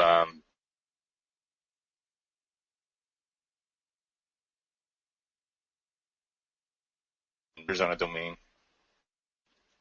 You already know that it's decent enough to get in on the action, right? So from there, you can just after that, wait till the auction starts, then do all your checks, do all your research, and then if you want to decide or not to bid on it, go for it, right? So even if the minimum bid is, say, like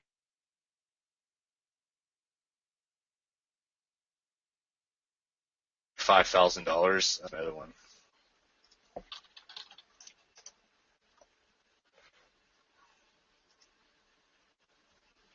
Okay, so the good thing about juicy domains, though, is we'll sort by trust flow and citation flow, and this is going to be URL based, or it could be root based, or it could be like subdomain. It's going to find site. And why do we want that? Is because that's where you're usually setting up your domain from, and those are the ones you're linking from. So a lot of times you'll lose a good domain because it'll say like a trust flow 20 in the root, which is what say like Registered Compass is getting from. It's just going to get the one base metric where we're actually looking at all the URLs and finding the highest one, and then we're displaying that.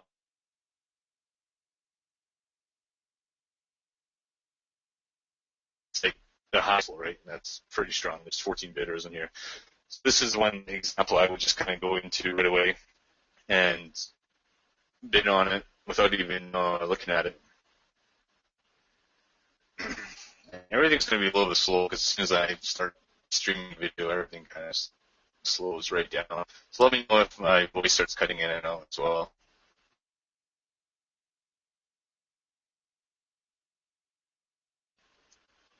I could probably bid in it right now. The bad thing with GoDaddy is you actually have to bid higher than the last bid, so it's going to be $230 here. So you have to bid $235. But in Namejet, if you find one, if you click on Namejet here,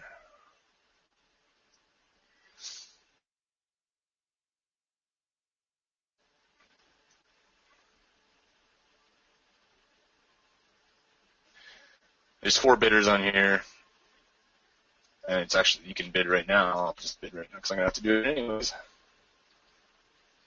I can bid lower than the high bid, and that includes me in the auction. So I don't have to look at this until the actual auction starts. Sometimes you'll see a high bid of, like, say, $370. It's not even dollars. It just, you won't be able to buy the domain until the auction actually reaches that amount. I don't know if a lot of people notice that. It's good to know, like, when you want to see also, if you're kind of like a spy and want to see what everyone else is doing after you buy a domain. After they buy a domain, you can kind of come back and look, see what they're doing, but gives you ideas of what niches and other stuff like that. But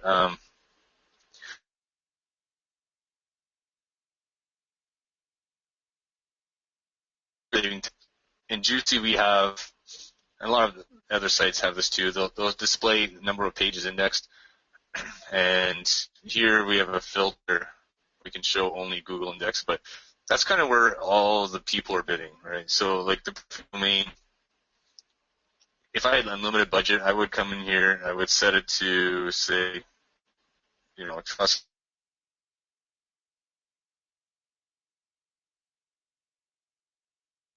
I would have only Google indexed, and I would probably filter. Hopefully it works because Moz was broken. I'm not sure. Yeah. All right. Our system is refreshing Moz because of the API change, so you have to ignore that for right now. But ideally,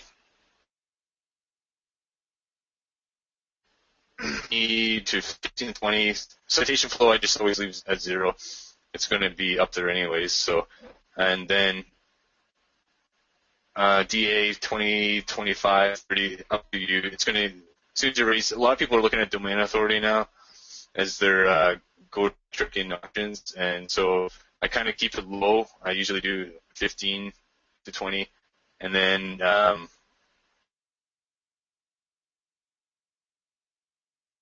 does a site like? Sorry, Matthew, I don't understand the question.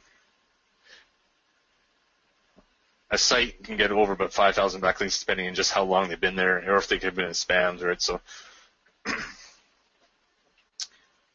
all right. So what I kind of do is when I'm looking for deals is I start looking for sites that aren't.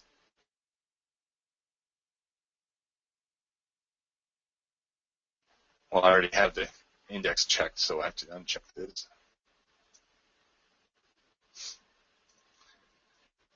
And the reason I do this is because you're actually increasing your tolerances for what you can buy, but it also it's increasing your risk, right? So a lot of these sites are going to be hit and miss. Like this one here, it's not even in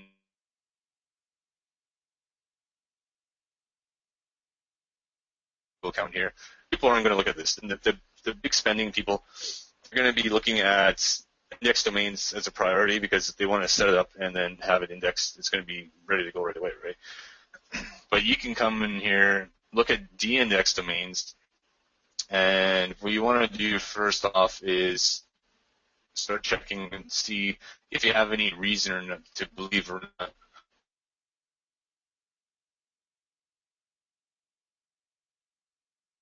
The index is off of what an index domain sells for. Right, so let's log in here.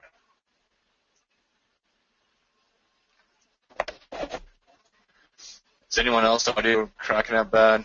Just for Dave here, just give me one if you can hear me good, two if not so well.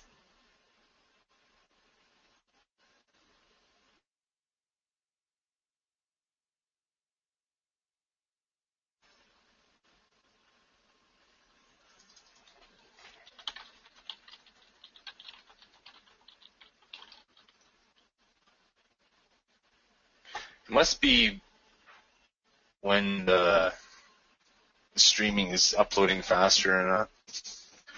Alright, so if it cracks up really bad, just I'll wait and then it'll.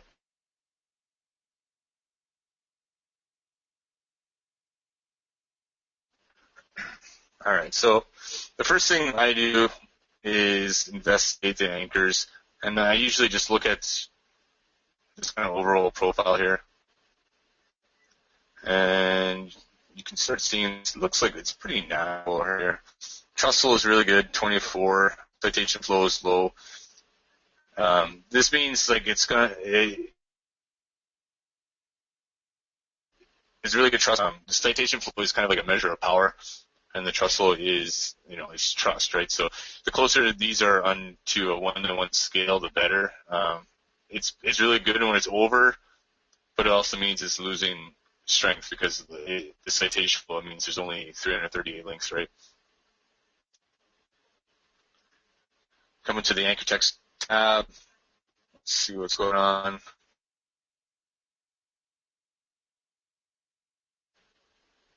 Looks like a pretty natural limit, but so why is it on index? Let's see.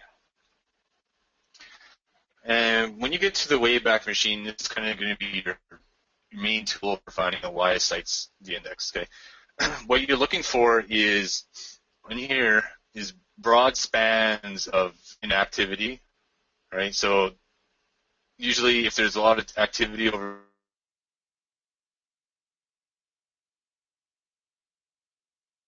stopped using the domain, and then Google's going to de-index it. Okay, and another thing we're going to look for is redirects.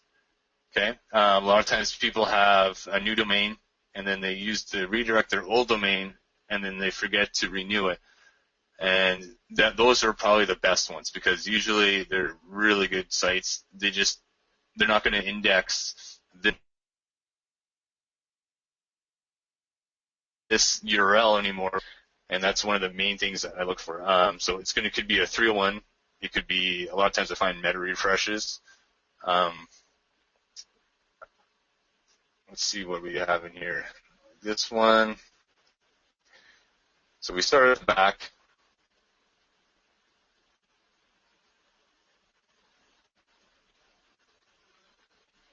All right, so that is parked.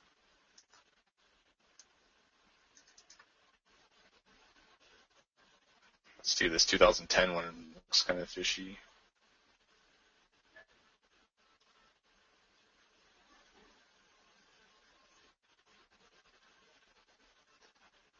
So we know in 2010 at least it was a decent site.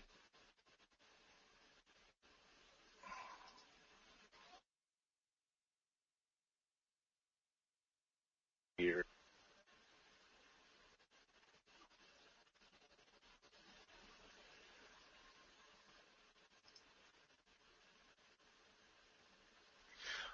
And the thing with Wayback is that you're not always going to have accurate screen save sometimes. Like if a domain doesn't get crawled quite a lot,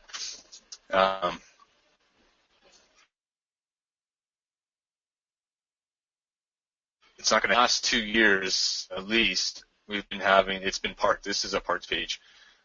And for me, this is pretty much a safe bet that I can get it reindexed. And if we look at that one on the auction, what was it?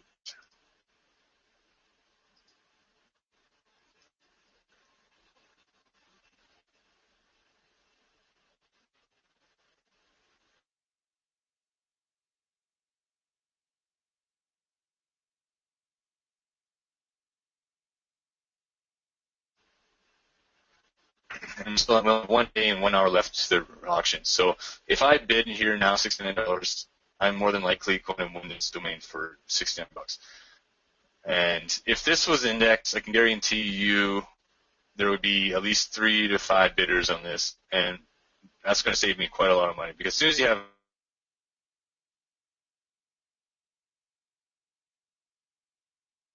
so if you're new to domains, or if you don't have a big budget, what you want to do is spend most of your time finding sites with 0 bid history,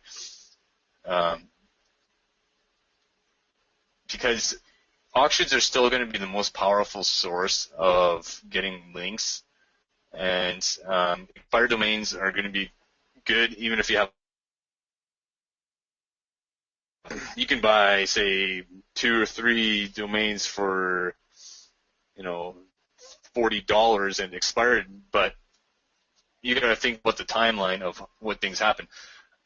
When an auction doesn't close, say no one buys this, it ends up into the open market again, and then you have thousands of people scraping those things daily, and so therefore, the further you go away from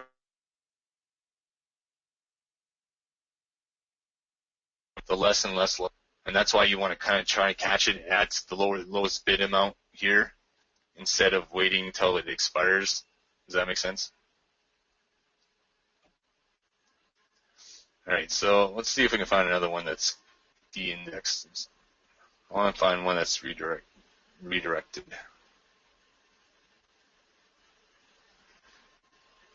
All right, here's another one.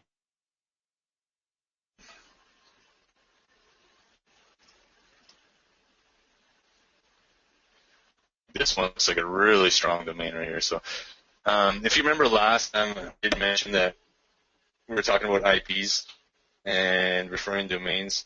So this one could be busted and for having networks, because look what we have here. We have 1,052 referring domains, but only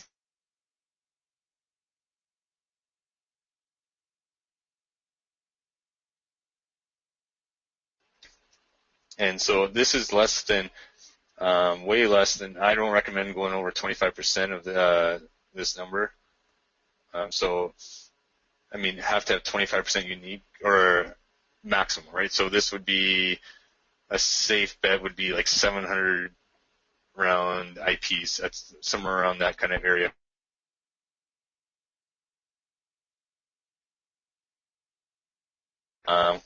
So I would suspect that they had some kind of link networks going on, and it would probably be a safe bet that you're not going to get this one re-indexed. And from there, you can just probably pass it. But if that was a good site, you would look at the anchor text. And by the way, this would be your another graph here. We got 6,700 of the same anchor text here. And that's pretty bad, right? What a matter of things. The site-wide link, sorry, someone was asking if, would it matter if the referring IPs was low due to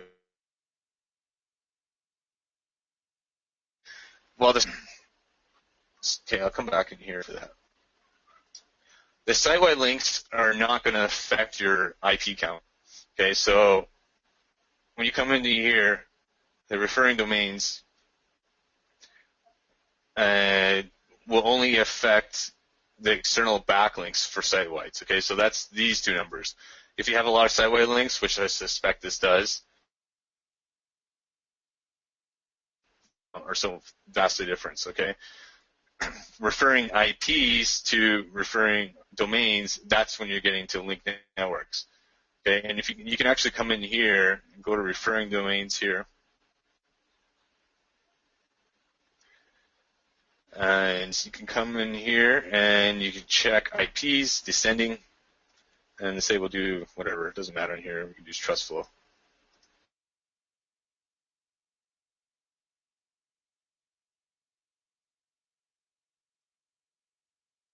Okay, and from here you can start looking, and you'll start seeing some of these, hopefully.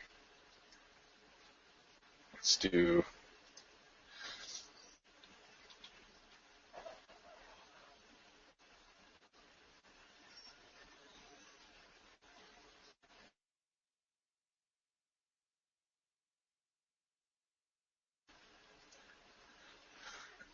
See right here, that's already a linked network right there. See how the same IP address, it's got 4 different domains linking to it. And this is kind of exactly what we're trying to avoid when we're building our own sites, right? And if we're linking from our PBNs to our money sites, we don't want to have 4 of them from the same site doing this. And this is just on the first page, right? So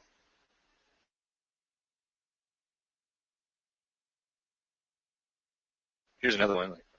So obviously this guy is getting de-indexed because of the referring IPs, and he's building link networks. Okay, so is that useful information? I hope, because we're trying to save money, but you have to be smarter about it, right? And start identifying the problems as they come. Super helpful. If you have the budget. Super helpful. Yeah, super helpful. Guys, you should go to the Facebook group right now. I want you to just put down there, super helpful, because what you guys are learning right now is literally inside. Derek literally is one of the minds that put this stuff together. You guys are learning stuff right now that's really not gone over anywhere else. And Derek's putting a lot of emphasis in this, and it's pretty powerful stuff. So you guys don't get caught buying the wrong thing. So Derek's doing an amazing job right now, showing you guys just how to utilize these tools. A lot of people just think these tools are used for one thing. Check for trust flow, check for this. Derek just showed you how it's a tool that can be used for many different things. It's really powerful. So very, very useful stuff, Derek. And that's good information for when you take on a client too, and you don't have, say, linked research tools, and you suspect they have linked networks. That's a tab you want to come over and you're not paying. Right. And here you say, well, you got a lot of kind of linked networks going on here. I'm not sure if I want to take you on as a client, because it's going to be more problems. Because as soon as you start exposing your own linked network to someone who already has a massive linked network pointed to their site, what's going to happen is they're going to get hit. They're going to blame it on you because you didn't do your, ahead of time research, and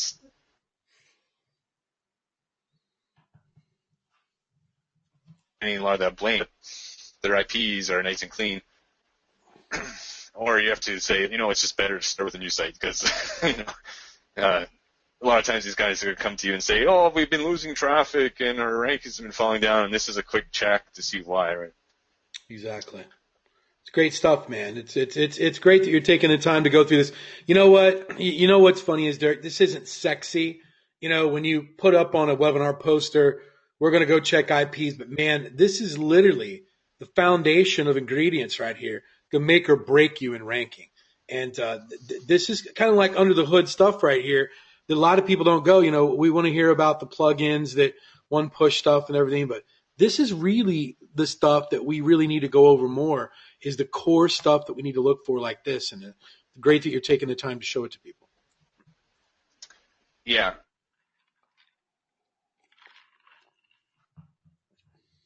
Most SEOs is kind of like data entry job, it's like routine, doing the same thing over and over again until you get good at it. I mean, you can't look at 50 domains and think you're good at researching domains. You got to look at thousands, and then you'll have enlightenment, basically, right? Mm-hmm. But the good thing about Juicy is, like, when you're doing it now, it's like I looked at this site, and I know I don't want to juice too many. Click here, block it off, so next time I come in here, I'm not going to look at it again. I can even add a note, and I can just say, I had linked networks in it. Just forget it, And this is just private information for yourself, right? So another telltale is PageRank. Even though we don't use it for like ranking things, but we can tell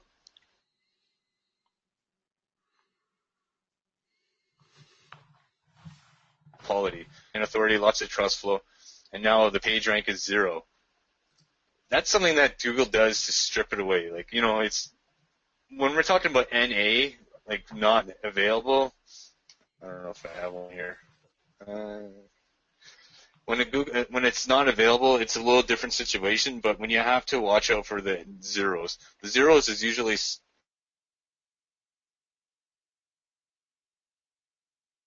a long time. So it's been a zero for a long time, and then usually that meant it could have been something bad, right? Or they're being fishy enough that, you know, don't buy a site because it's a PR5. Buy it because it still has, you know, if it's a PR3 and a PR4 or whatever, it's still a PR6. I'm not going to buy it because it's a PR6. I'm going to buy it because of these metrics. But it's a good indicator that this site is potentially still healthy,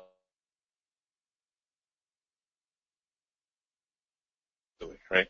It could be in D-index, right? So let's see. Here's another one that's D-index, and it's probably only $69 as well.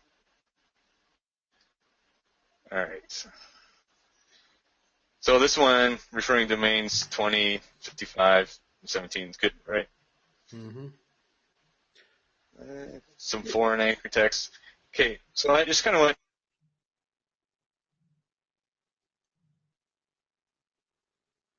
Anchor text is not bad. Text that is auto-generated from tools that is for. Okay.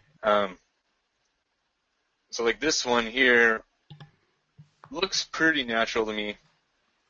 What do you think, Colin? Yeah, it's all right.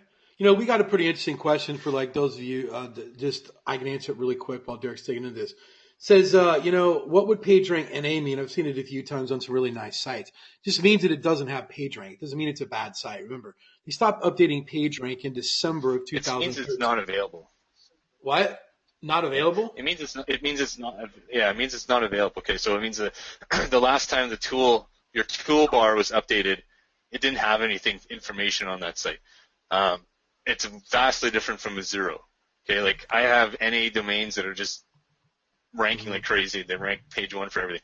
The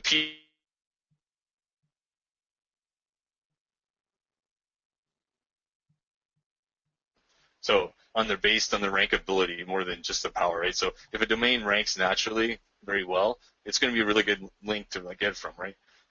if it's a PR0, it's going to be very hard to push, and so that's why we still use, like, I don't delete my page rank checker, because when I do look at say like this link here, the top link, which is like this 40.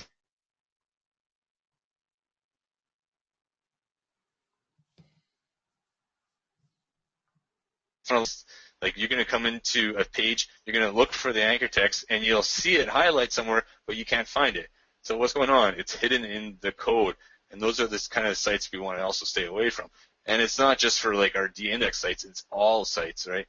A lot of these high-end auctions, I'll go to a site and everyone's bidding like crazy, and you go find it, and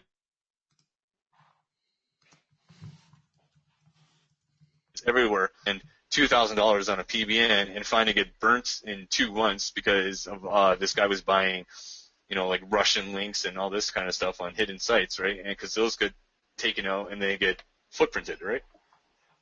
And most likely the person, if they're just renting the links, they're going to kill the site, kill the or the campaign, and then you're going to lose all the juice anyways, right? So, but this is a good, really strong domain links, has existing PageRank, which is a really good indication that this link is really old, right? Also, it says in here that it says first found here. This is what I'm going to kind of teach you about. This is could be from, this is just the fresh index, right? And so the last one here, 2016, doesn't seem like an old link. The historical, let's see if I can save it. See, that link is not new. See, because the way it does works with historical and the fresh index is when it rolls over the index, it changes the information of the link. Where this actual link is extremely old. It's 2011.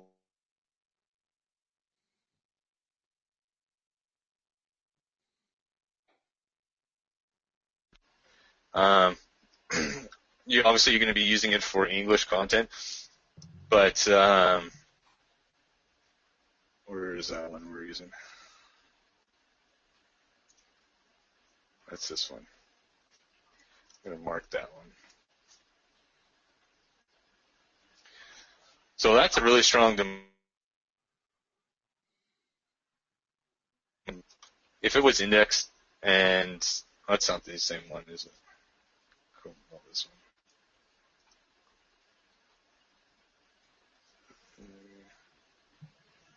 Is there any questions you want to field when I'm? Let me look. See where Okay, we're here it at. is. All right, yeah. So it was even better than this.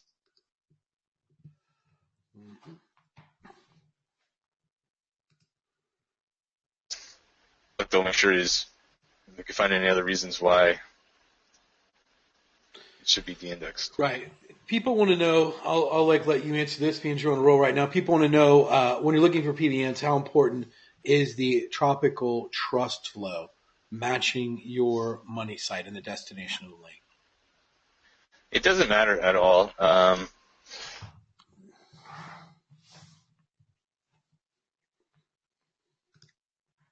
Just what trust flow it's coming from, and the power. It's just power that's going to really push it. The topical trust flow does not push your site more than an irrelevant topical trust flow. What does, though, is maybe say if they have the exact anchors you're looking for, like say if you're trying to rank for Miami SEO and that site has Miami SEO, and even though say society is a topical trust flow, the society topical trust flow is not going to play any part into the pushing of that PBN. But the anchor text of them having the same anchor text that you're trying to rank for is going to act as a second tier, right? So instead of having to send links to your PBN to get it to push more, it's pre-DASed exactly how you want it to.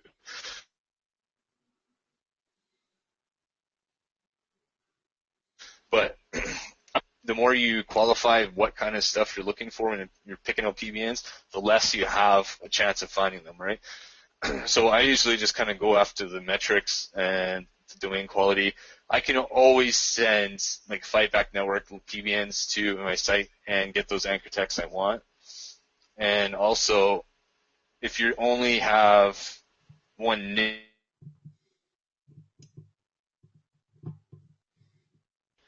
you can only use that PBN for that one client, right? Where I can use that's a good PBN that's news related or whatever. I can change it a little bit and use it for almost every single one of my clients. So far I haven't really found a reason why this site would be de-indexed.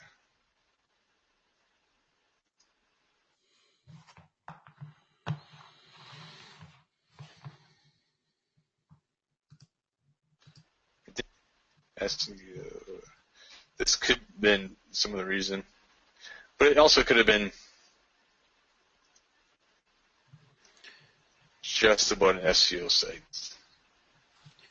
And here's one of the things I do look for. Look for redirects. I can't stop it. It's going to refresh. But when it redirect, because once it's redirecting to a different site, there's no reason to have that index anymore. And you can usually, what will happen is you'll research the domain, like this one here.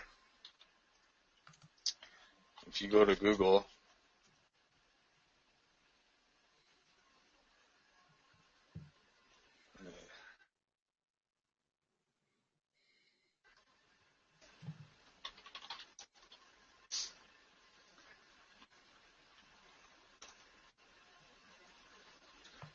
all right, doesn't come for this one, but sometimes when you do, and it's not coming up indexed, and if you put the site in there, what will happen is it'll show up the destination URL. Let's see if it does for this one.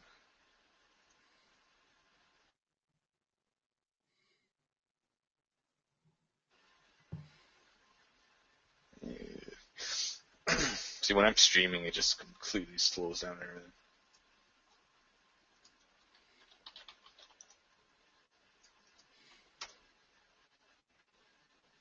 Crash my browser. Mm-hmm. All right, well, get the point of it. You know what I'm going to get you for Christmas, don't you, Derek? I'm going to buy you an iMac 5K. Faster internet? No, I'm going to buy you an iMac 5K. Doesn't matter. I'll be I'm like, still going to. I'm going to convert you, Derek. I'm going to buy you an iMac 5K for Christmas. I'm going to be like the guy from Zoolander. Like, it's in the computer. Exactly. Yeah. Exactly. Right. So. All right. So. All right. Well, I'm going to move on to something else.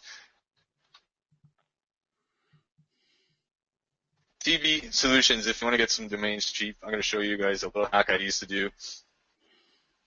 I don't buy their full retail stuff at all, unless I'm in a real pinch, and I need some PBNs like right now that are really high quality. But place is good, but it can be a little pricey. Yeah. So what you can do is come in.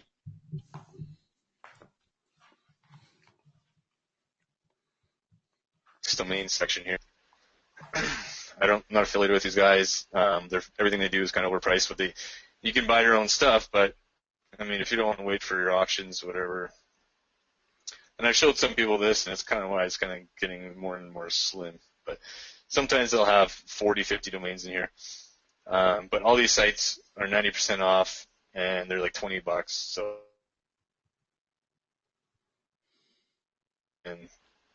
and let's see, like we got some good ones like DA24, Trustful 13, Trustful 22 for 20. But you're gonna have to do the same checks. So sometimes they just think it's de-indexed and it's not.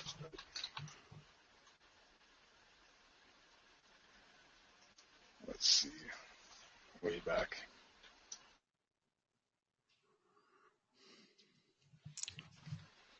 These guys are the king of having redirects in their sites, and they sell them for cheap.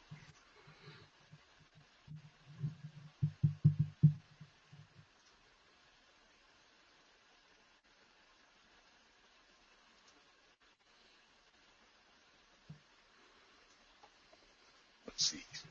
Maybe I might buy one. Let's see.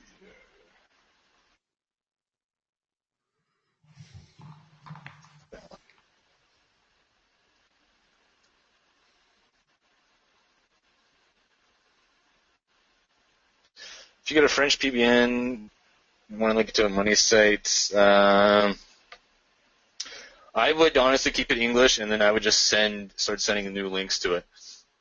I don't know what the hell this one is. So this one would probably be fine to buy. Looks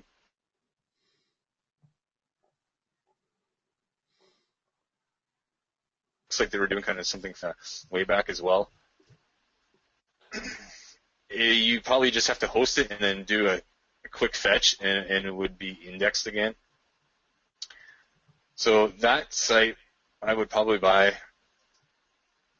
And so it still has PR too, which is pretty. This one doesn't. It's an NA. This is what we're talking about, NAs. So it's probably pretty good. I would keep it in mind. You want to look for stuff that's not like black mold removal Toronto, because that's not a natural looking name. That's more of a keyword. That's an SEO name. You want to look for sites that are just branded or typical brand names. .de, I wouldn't buy that because I don't know how to register .de. But anything long like this, it's going to be kind of risky. But when you do a quick fetch,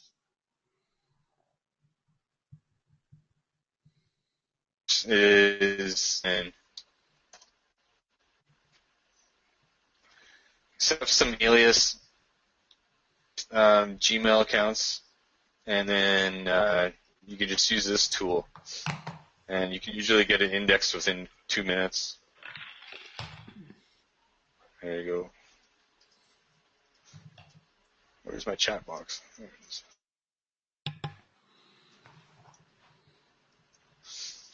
So you don't have to be in Webmasters, but you have to be logged into a Google account to use this. And this is how, when you're buying, say, like, or PBNs from Greg or Ortiz or Juicy Domains, most of those are going to be not indexed because they've been sitting for so long. And you have to kind of do this. You have to put new content on and fetch it, or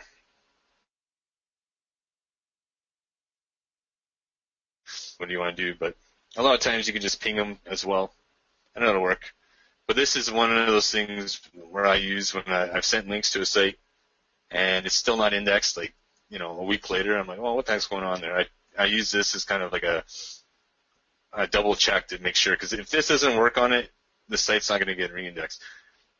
If you do buy a PBN like that, what you could do is just kind of make a new site and just could have been an on-page penalty, like de-index the site, like they were spamming. And once that's gone, and it kind of reevaluates the domain as a new destination, and it's just like using a brand new site again, right? So, what else do I want to talk about?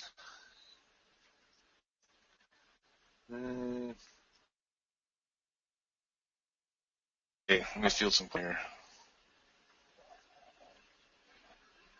Think about having 75% referring domains for different IPs. Okay, that's good. Good to know. Have a new website recently posted. Stupid Cortina.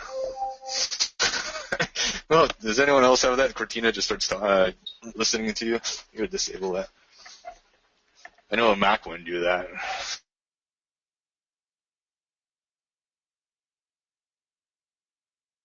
You guys have any more questions right now?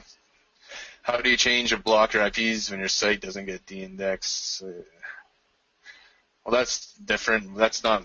We're in the research phase of buying sites. We're not in setting up your domain right now. But usually you have like an IP manager inside your host. You can always just change your IP address. It's pretty easy to get to there.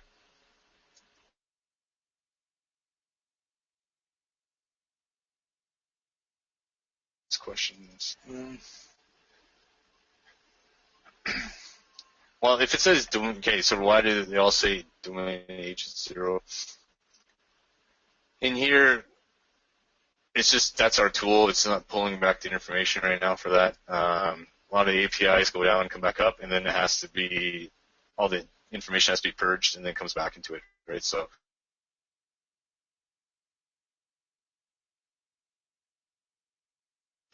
to get cheap sites is through our Juicy Picks and Archived. Okay, so Archived is a good one. And these are going to be all publicly registered or public availability. So these are kind of ones that you're going to pick up from anyone. Like Juicy Domain is, after a while, if they like a Juicy Pick or something like that, we're going to push it into like the archive, and basically that allows it for anyone to register, and you can come in and just pick it up. And you can usually, this $20 is not in there anymore because these are all publicly available. You're going to have to do your research a lot more because these ones are going to be harder and harder to find quality. Self here. Let's see here. We got 6 referring domains, referring IPs.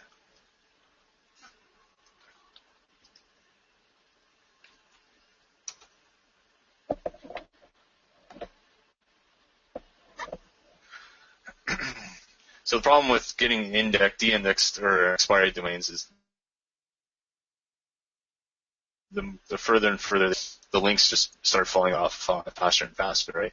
And so you're buying less and less. But one of the things you can look for is, when you're getting these sites, is look for potential.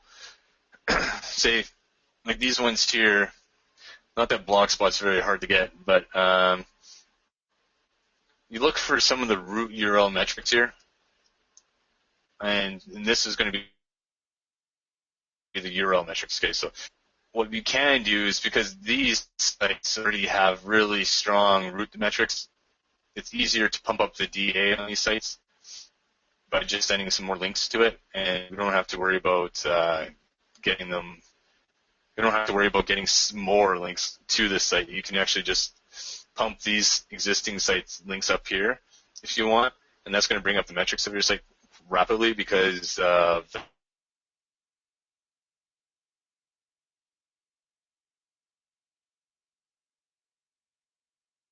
and then it'll wake up your site. It'll get a re-index again because it has live activity again. That's one of those things you want to look for, is kind of look for potential. Like say, like, hey, whatever it clicks, that'd be interesting to see. Too bad it's deleted, right?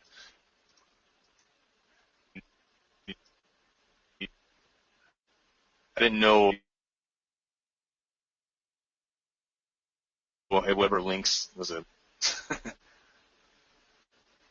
Let's see, like this WordPress one. So that's the only problem with expired domains.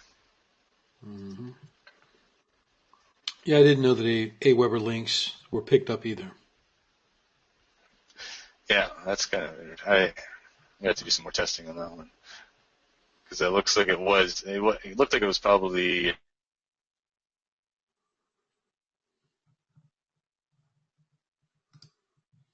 It's so pretty much used because usually blocking Googlebot, and sometimes they'll not block Majestic. So let's see, Stumblebot.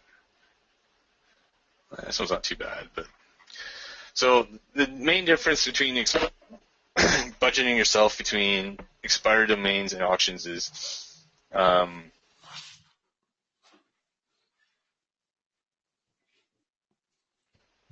you know, 1,000% more in expired domains than it is in auction, because if you look at the way, even though we don't use domain mods as indicator for like good quality links, but it is a good indicator for like how strength builds over a domain, right?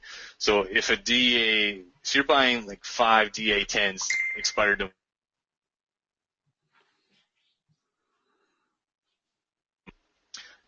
5 DA10s does it take to build a site that you could buy at auction for a DA30, for example, right? Because Moz is algorithmic, right?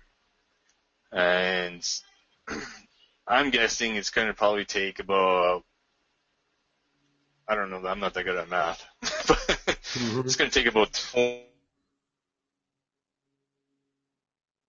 20 to get almost to the one side of a DA30, if they're all like equally balanced. Because the way the Moz works is it's harder and harder to get to the next level, right? So like a DA30 is vastly different than a DA40, and a DA50 is almost double the length of a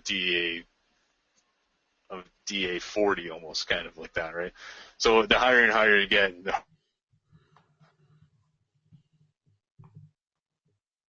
harder and harder. So that's why expired domains are easy to get from the DA10s to the DA20s. The higher you go up, and like say the expired, like the DA30s, 99% of those are going to be spammed out because why wouldn't they have sold at auction? Why would someone let them go, right? And so if you're picking up, say, even from like juicy domains, and you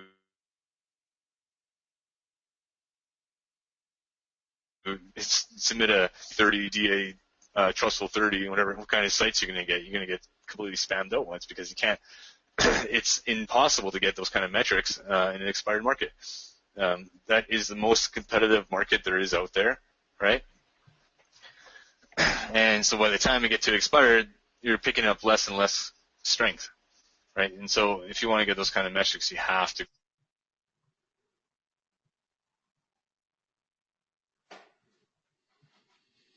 buy the registration information, right? Let's see. Any other questions?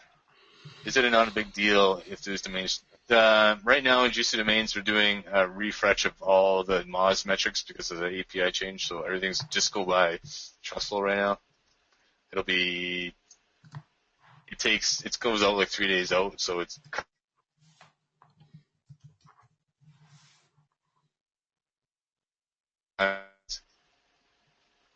what would it mean if the external links is 500% more than the referring domains?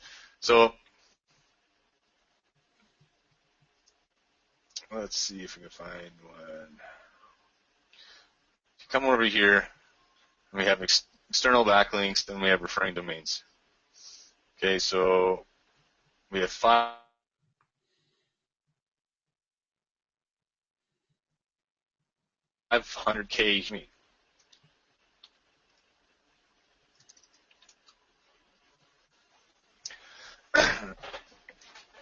And the idea is you want to buy a site that doesn't have too many links coming from the same IP referring domain. Okay, so when you come in here and you check the domain, we got 70,000 domain. So that can either mean all coming from a site-wide link, or they're spamming the crap out of that site. And it's kind of hard to tell sometimes. You have to go look at the actual page, and then you would have to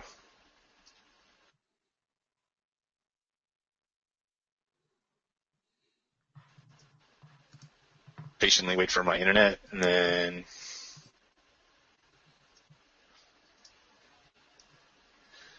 see, that's site-wide link right there. Or well, that's not that one. It's this one here. Maybe there's a whole bunch on here.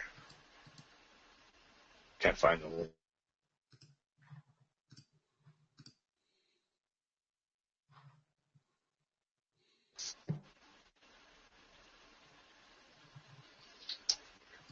So you can see kind of something funky here. They have a hidden link in the logo. That's going to that site.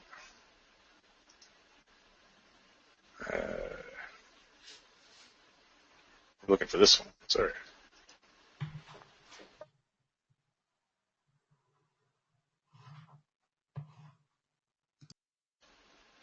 So this looks like hidden links to me. Especially look at what we have here: Louis Vuitton, Jordan flight shoes, right? Yep. So these are the kind of stuff you have to really watch for, because look on the page. Do you see any of that? No. Right, and that right away is going to be like, I don't want this domain. Dude, I could have swore I seen some nudes on there too. So, I mean, it looks good. 29, 22 here. It's archived, but that's the reason, right? Because no one wants it, and people have done their research, and they're going to skip over that. Hopefully. I mean, sometimes people will buy it, and sometimes we do buy it for other purposes, whatever, but we're going to kind of skip that one, right? Mm-hmm. The RUs and stuff are like that.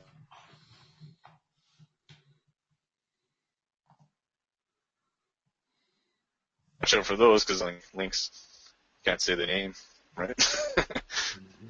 So let's see. If I have a domain that was from 1996, a lot of great links, and strangely the PR shows up at NA and it's redirected for a long time, maybe that's why. Yeah, Ryan. One of the reasons sites do lose a PR or could show up as an NA.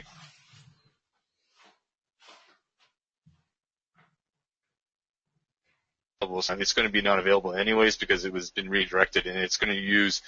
What happens is that's how people get fake PR to show up a lot of times too. So if you buy someone who's redirecting a site with high PR to that site, the PR will show up on the destination page, and it'll be stripped away from the site that was redirecting it. Does that make sense, right? Mm-hmm.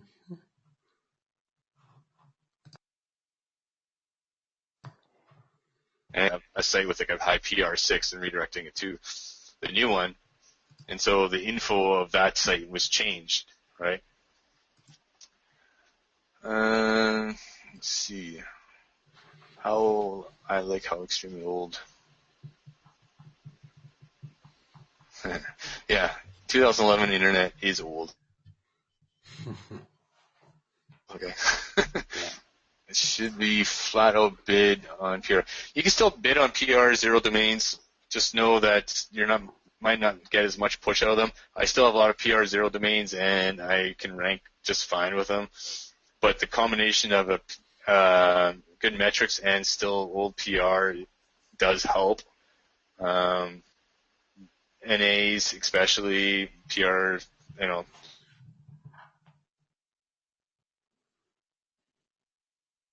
to me is more important. So if I'm analyzing a domain and it has lots of page rank on those old links, that means it's been around for a long time.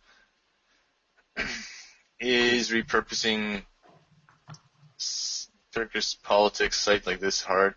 No, you can just turn it into a Turkish news site, and you can still put a lot of stuff in there. Okay, so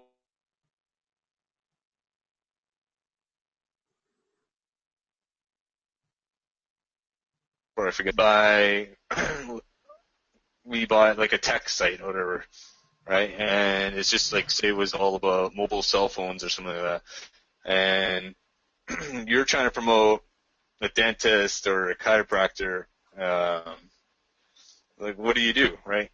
And from normal instances, say TBN, say if I spent, $69 for it, I'm not going to be too concerned with it that much. But say if you're getting to these higher auctions, like the DA 40s and 50s that are going for $400 or $500, that's an investment, that's going to hurt, especially if you're starting out, if you lose that site. And so what I do is I teach people how to do cross-topicing, okay? And what I mean by that is, how do you fit a dentist into a tech site? About like your typical I need articles, order a dentist keyword, and then try to do it.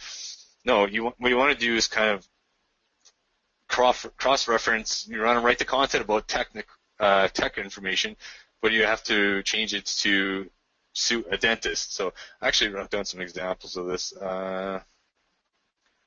Okay, so like BuzzSumo is a really good one. You can always use that.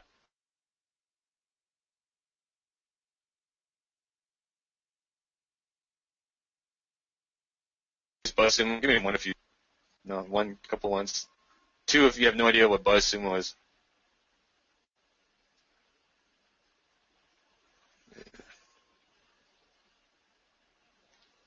Yeah, a lot of people don't know about that. Okay, so I use BuzzSumo for my writer all the time, and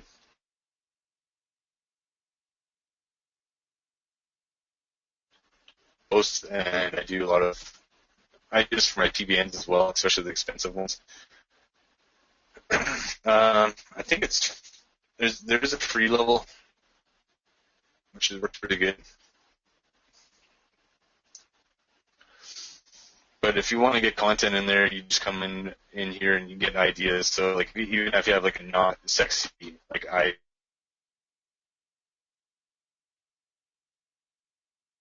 like dentist, but you can come in here and use your keyword and trying to find cool stuff.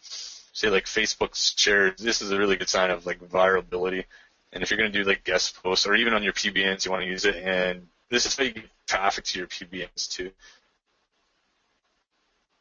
You give them ideas.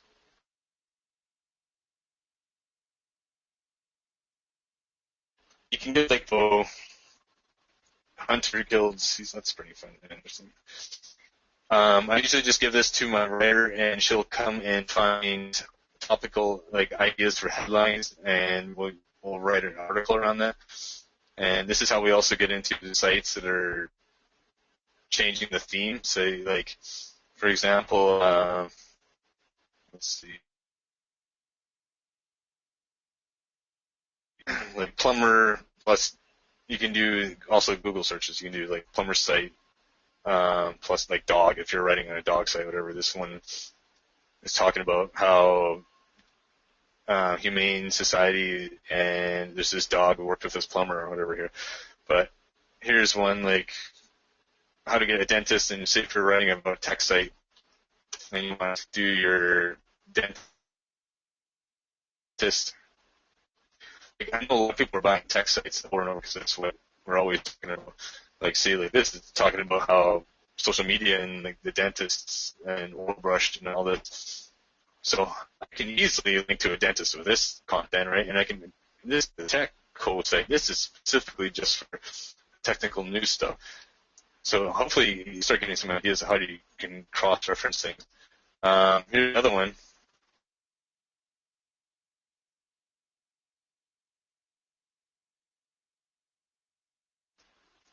And a chiropractor are linked together. So you can do this kind of stuff for your chiropractor and start getting more ideas of how to get your chiropractor, right?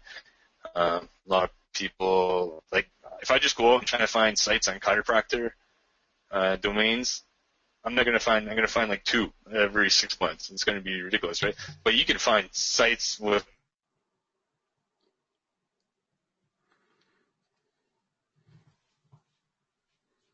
all day long. Let's see. Here's another one for car repair. Is that useful information? Like, most people don't know how to cross-topic anything. Guys, this is very, very, very valuable information. This is one of the things, guys. If you don't do this with your PBNs, I've been doing it for 2 years. Derek just did a fantastic job explaining it. Just give like Derek thank you that he's showing this sort of stuff, especially for those of you that don't know how to do this, because this is literally just absolutely invaluable knowledge. This is like the core of SEO. If you don't know how to do what he's talking about right now, this is literally one of the best lessons that you're going to find about just core stuff. That's, as I said, it's the details. Yeah. It's the details, and you guys should be doing this sort of stuff. It's easy. Derek showed you how easy it is to take a PBN and to turn it into whatever you want to. I'd like to do it with all mine, the same way that Derek's talking about. Well, yeah, you turn your PBN in from just like a link farm into like a publishing site, right? It's like, how do you, I mean, these are assets, right? You want to take care of them, especially if they're expensive ones. Like I have a car site in my network that's just like car reviews and all. Mm-hmm. All that stuff, and how do you get a diamond link from a car site, right? And I found some good, interesting articles on this, I found some good images of cars being made out of just like pure diamonds, right? And it was just like talking about this and all this, and then I just talk about the client, how they said that, this is actually this kind of diamond or whatever.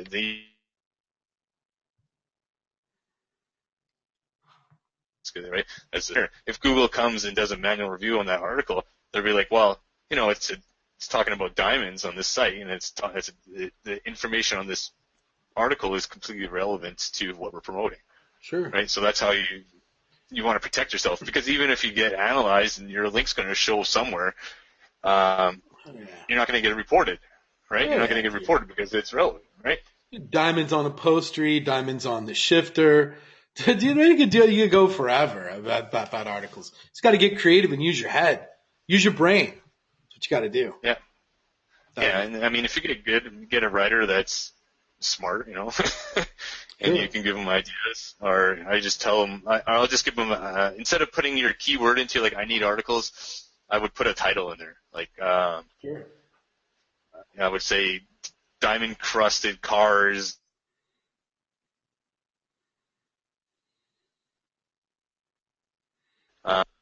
Cars that DUI lawyers should invest in, so that's how I can cross-reference there, because then I can showcase cars and showcase lawyers. Sure. Right? It's good stuff. Powerful stuff, man. Powerful stuff. So how do we determine what range you pay? That's going to be kind of your comfort level.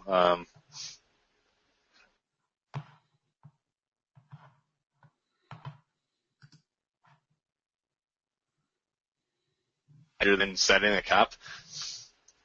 So like don't go by domain authority, because it's usually going to be outdated anyways. So I go by, if you're going to Ahrefs, and you think it's a really good site and you really want it, just kind of set your figure ahead of time and then don't go past it, right?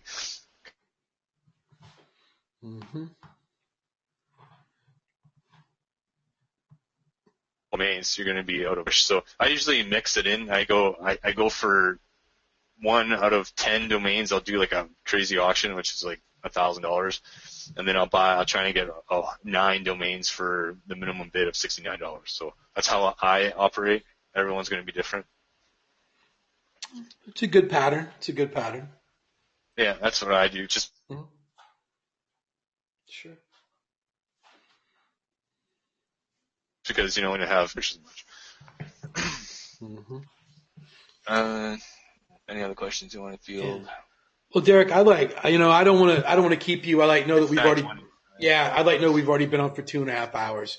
People think that we got to drag these assimilations out for 3 hours, but I think you've taught a lot of very, very, very foundational information that a lot of people haven't heard, and it's going to help a lot of the new people as well that are on here as well. We've got about 1,200 new people in OMG now.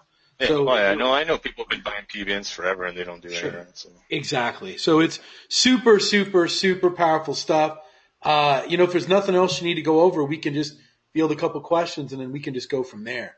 But I'll just, because I know some people are going to want some juicy domains, so I'm going to drop a coupon for everyone, 20% off. Do that forever.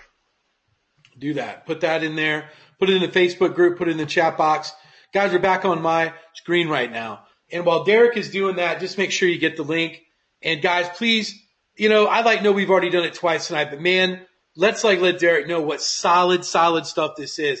Because guys, even though, a lot of you might sit there and have said, I know everything there is about PBNs. I buy my PBNs. I know everything there is. Guys, you can never stop learning. There's always one little detail that you pick up from someone that's as smart as Derek that you can just apply to what you're doing, and it's going to make your business go stronger and stronger. So please show your appreciation for him. And while he's dropping that in there, guys, once again, Derek is going to give you a code for OMGers for life, for juicy domains, the very, very solid place. If you want to do your searching for PBNs, I like it better than Register Compass, and I use it as well. Super, super solid site. It's Derek's site. And Derek's put a lot of hard work into it to make sure this site looks sleek, slick. It's an expensive-looking site, which is what I like about it. When you get on it, it's sexy looking. It's not like you're on some code that's just thrown together in a box and it's searching like you're on GSA or something. It's a very good-looking site, so I think you guys are going to enjoy it. So, and plus, you guys, you're friends with me, and I take your input.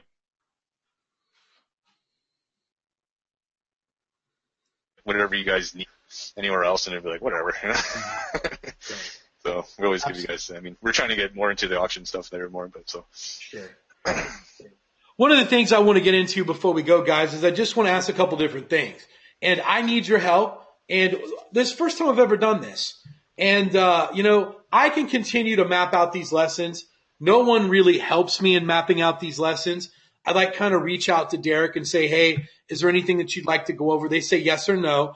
Or I'll reach out to Steven and say, hey, is there anything that you want to reach, that you want to come on a simulation with? It's either yes or no. And if not, I pretty much shape all of the what you guys learned from here on out. This is the first time that I'm opening up and asking you guys this. It doesn't mean that I'm going to do it, but I'd like to see it. What would you guys like to learn? What would you guys like to learn? What would you like to see a few more webinars about? Or what's an area that you would love to see some deep down, just kind of broken apart, kind of top level stuff that you don't know? I'd like to be able to see what you guys would like to see more than anything. And if you guys could put that in there, take some time to think about it. And I'm going to look at this while we're here. I want everyone to kind of see what everyone wants. And if you don't know what you want, and if you're cool with me just steering us in all this direction, I'm okay with that as well. One of the things, obviously we're always going to talk about ranking. We're always going to talk about other stuff, but I want to see about if there's any specific stuff that you guys want to go. No, there's not going to be any Wirecast. Oh my God. No, Wirecast is almost like maps right now for Derek and I last year. There's so many map questions. It was just crazy. And guys, I know that those of you who are new that like really want to know more about PBNs, we're going to really get into that in Assimilation Light a lot for you guys, and let's carry you on there. But let me ask you this. There's one area that we have never, ever how to use tools. We have a whole tools webinar that we did in Assimilation. We went over that. We're also going to go over more tools in Assimilation Light. That's like kind of a beginner sort of stuff. How would you guys like to learn this? And I really want to, if I'm on the right path, just give me #right path. I've got a pretty special guest I can bring on, and I've been talking to him. He has written for Moz. He's written for Search Engine Land and a lot of other places, and he does SEO very, very, very differently than all of us do. What he does is he does it through link outreach. And we've never really taught that in OMG. How would you guys like to learn how you can do outreach to other websites to get links back to your site? And we're talking about stuff that literally could be powerful than any PBN that you could get. If that's the type of stuff that you guys would want to see, give me #right path. I just want to see that there's enough interest in that to bring this kind of stuff out here. We've never talked about outreach before. We've never talked a lot about sort of the white hat methods is what it's called. More of the stuff that Google really likes to see when you're talking about a popular blog, when you can have something that's in their niche, where you can do outreach for your client. And pretty much he does this sort of stuff on autopilot. It's nothing that he sits down there. He's really one of the top 5 or 10 people, maybe the top person. He actually outranks me in a certain city, trying to catch him right now. And I've been trying to work on this city for maybe about 5 or 6 months. He's number 2. I'm number 4. And we've been, we become kind of good friends. And he showed up to a Assimilation tour in Miami. I got a chance to introduce him to everybody. Super bright guy. And he reached out to me and said he would love to be able to come on and share this sort of stuff with you. So if this is the type of stuff that you guys would be interested in, we can go down that route, and just wanted to know if that was something you guys would be interested in. Obviously, next week, guys, it's going to be super, super powerful. I know that everyone's going to want to see this, and we might bring him back several times. Is literally, guys, he's never been on any OMG webinar. No one in OMG knows his name. He's worked for the likes of Ryan Dice, Perry Belcher, Frank Kern. He's worked for a lot of different people behind the scenes. He's deep, deep underground. And he's going to come on for the first time, and he's going to talk about what I believe he is the greatest search and click expert in the world. Joe Marfolio says so. I like do. He's literally a genius. And we're going to introduce this guy to you next week. And I'm really, really excited about it. And what I really wanted him to do is, we've kind of went over how to put traffic to websites, but one of it that a lot of you guys really don't understand is, doing search and click to maps and how powerful that can be. And, and if you guys are excited about that, give me #click maps, because that's what I wanted him to teach, so we could get a better idea of how we can move these map listings with sheer search and click. And that's going to be super hot. So what I'm going to try to do, guys, over the next few months is keep lining up superstar guests in a lot of different places. It took me a while. It took me we've been doing Assimilation now. This is our 2nd year. It's getting well known right now to where we're starting to get superstars in all areas of SEO reach out to me and say, hey, would love to be able to teach something to your audience. So now it's kind of pick and choosing and finding out what we can bring on for you guys. And it's going to be super powerful. I know that right now we're working on several people that are going to be able to add. And I'm bringing them on also for myself. These are guys that are experts in certain fields that I might not be very good at. I might be on a 6 or 7 on a scale of 1 to 10, and these guys are 10s. So anything that we can take to learn and then get it from, that's what we're going to do. And, there's a lot of stuff we could do. And I see people talked about in there of site penalty, stuff like that. We can go over that sort of stuff later on in the year. Steven and I, Derek's brought back a lot of stuff. Derek, you've done a lot of site penalty, haven't you? Yeah. Yeah. I've So have I. recovered 200 sites, I think. Yeah, Derek has, I have, Stephen Floyd has. I think between Kurt Inget, Derek, myself, and Stephen Floyd, there's at least over, I would say that it's safe to say that we've recovered well over 1,000 sites. And, and then the most well-known site that obviously everyone knows that was brought back amongst all of us is cottongrabber.com that did get a manual penalty and got brought back in 12 days. So things like that, we can go over stuff like that. But that's just it, guys. Be excited for next week. I'm excited about it. The next week, I'll go ahead and book it. We will go over how to do link outreach, and I think that's going to be super hot as well. And we'll continue to pile these superstar guests up, along with the amazing lesson that Derek has taught today. So, guys, we'll see you next week. Derek, any last words before we go? You got that code out there to everyone, right? Yeah. So, have a good night. Great. I'll see you guys next week.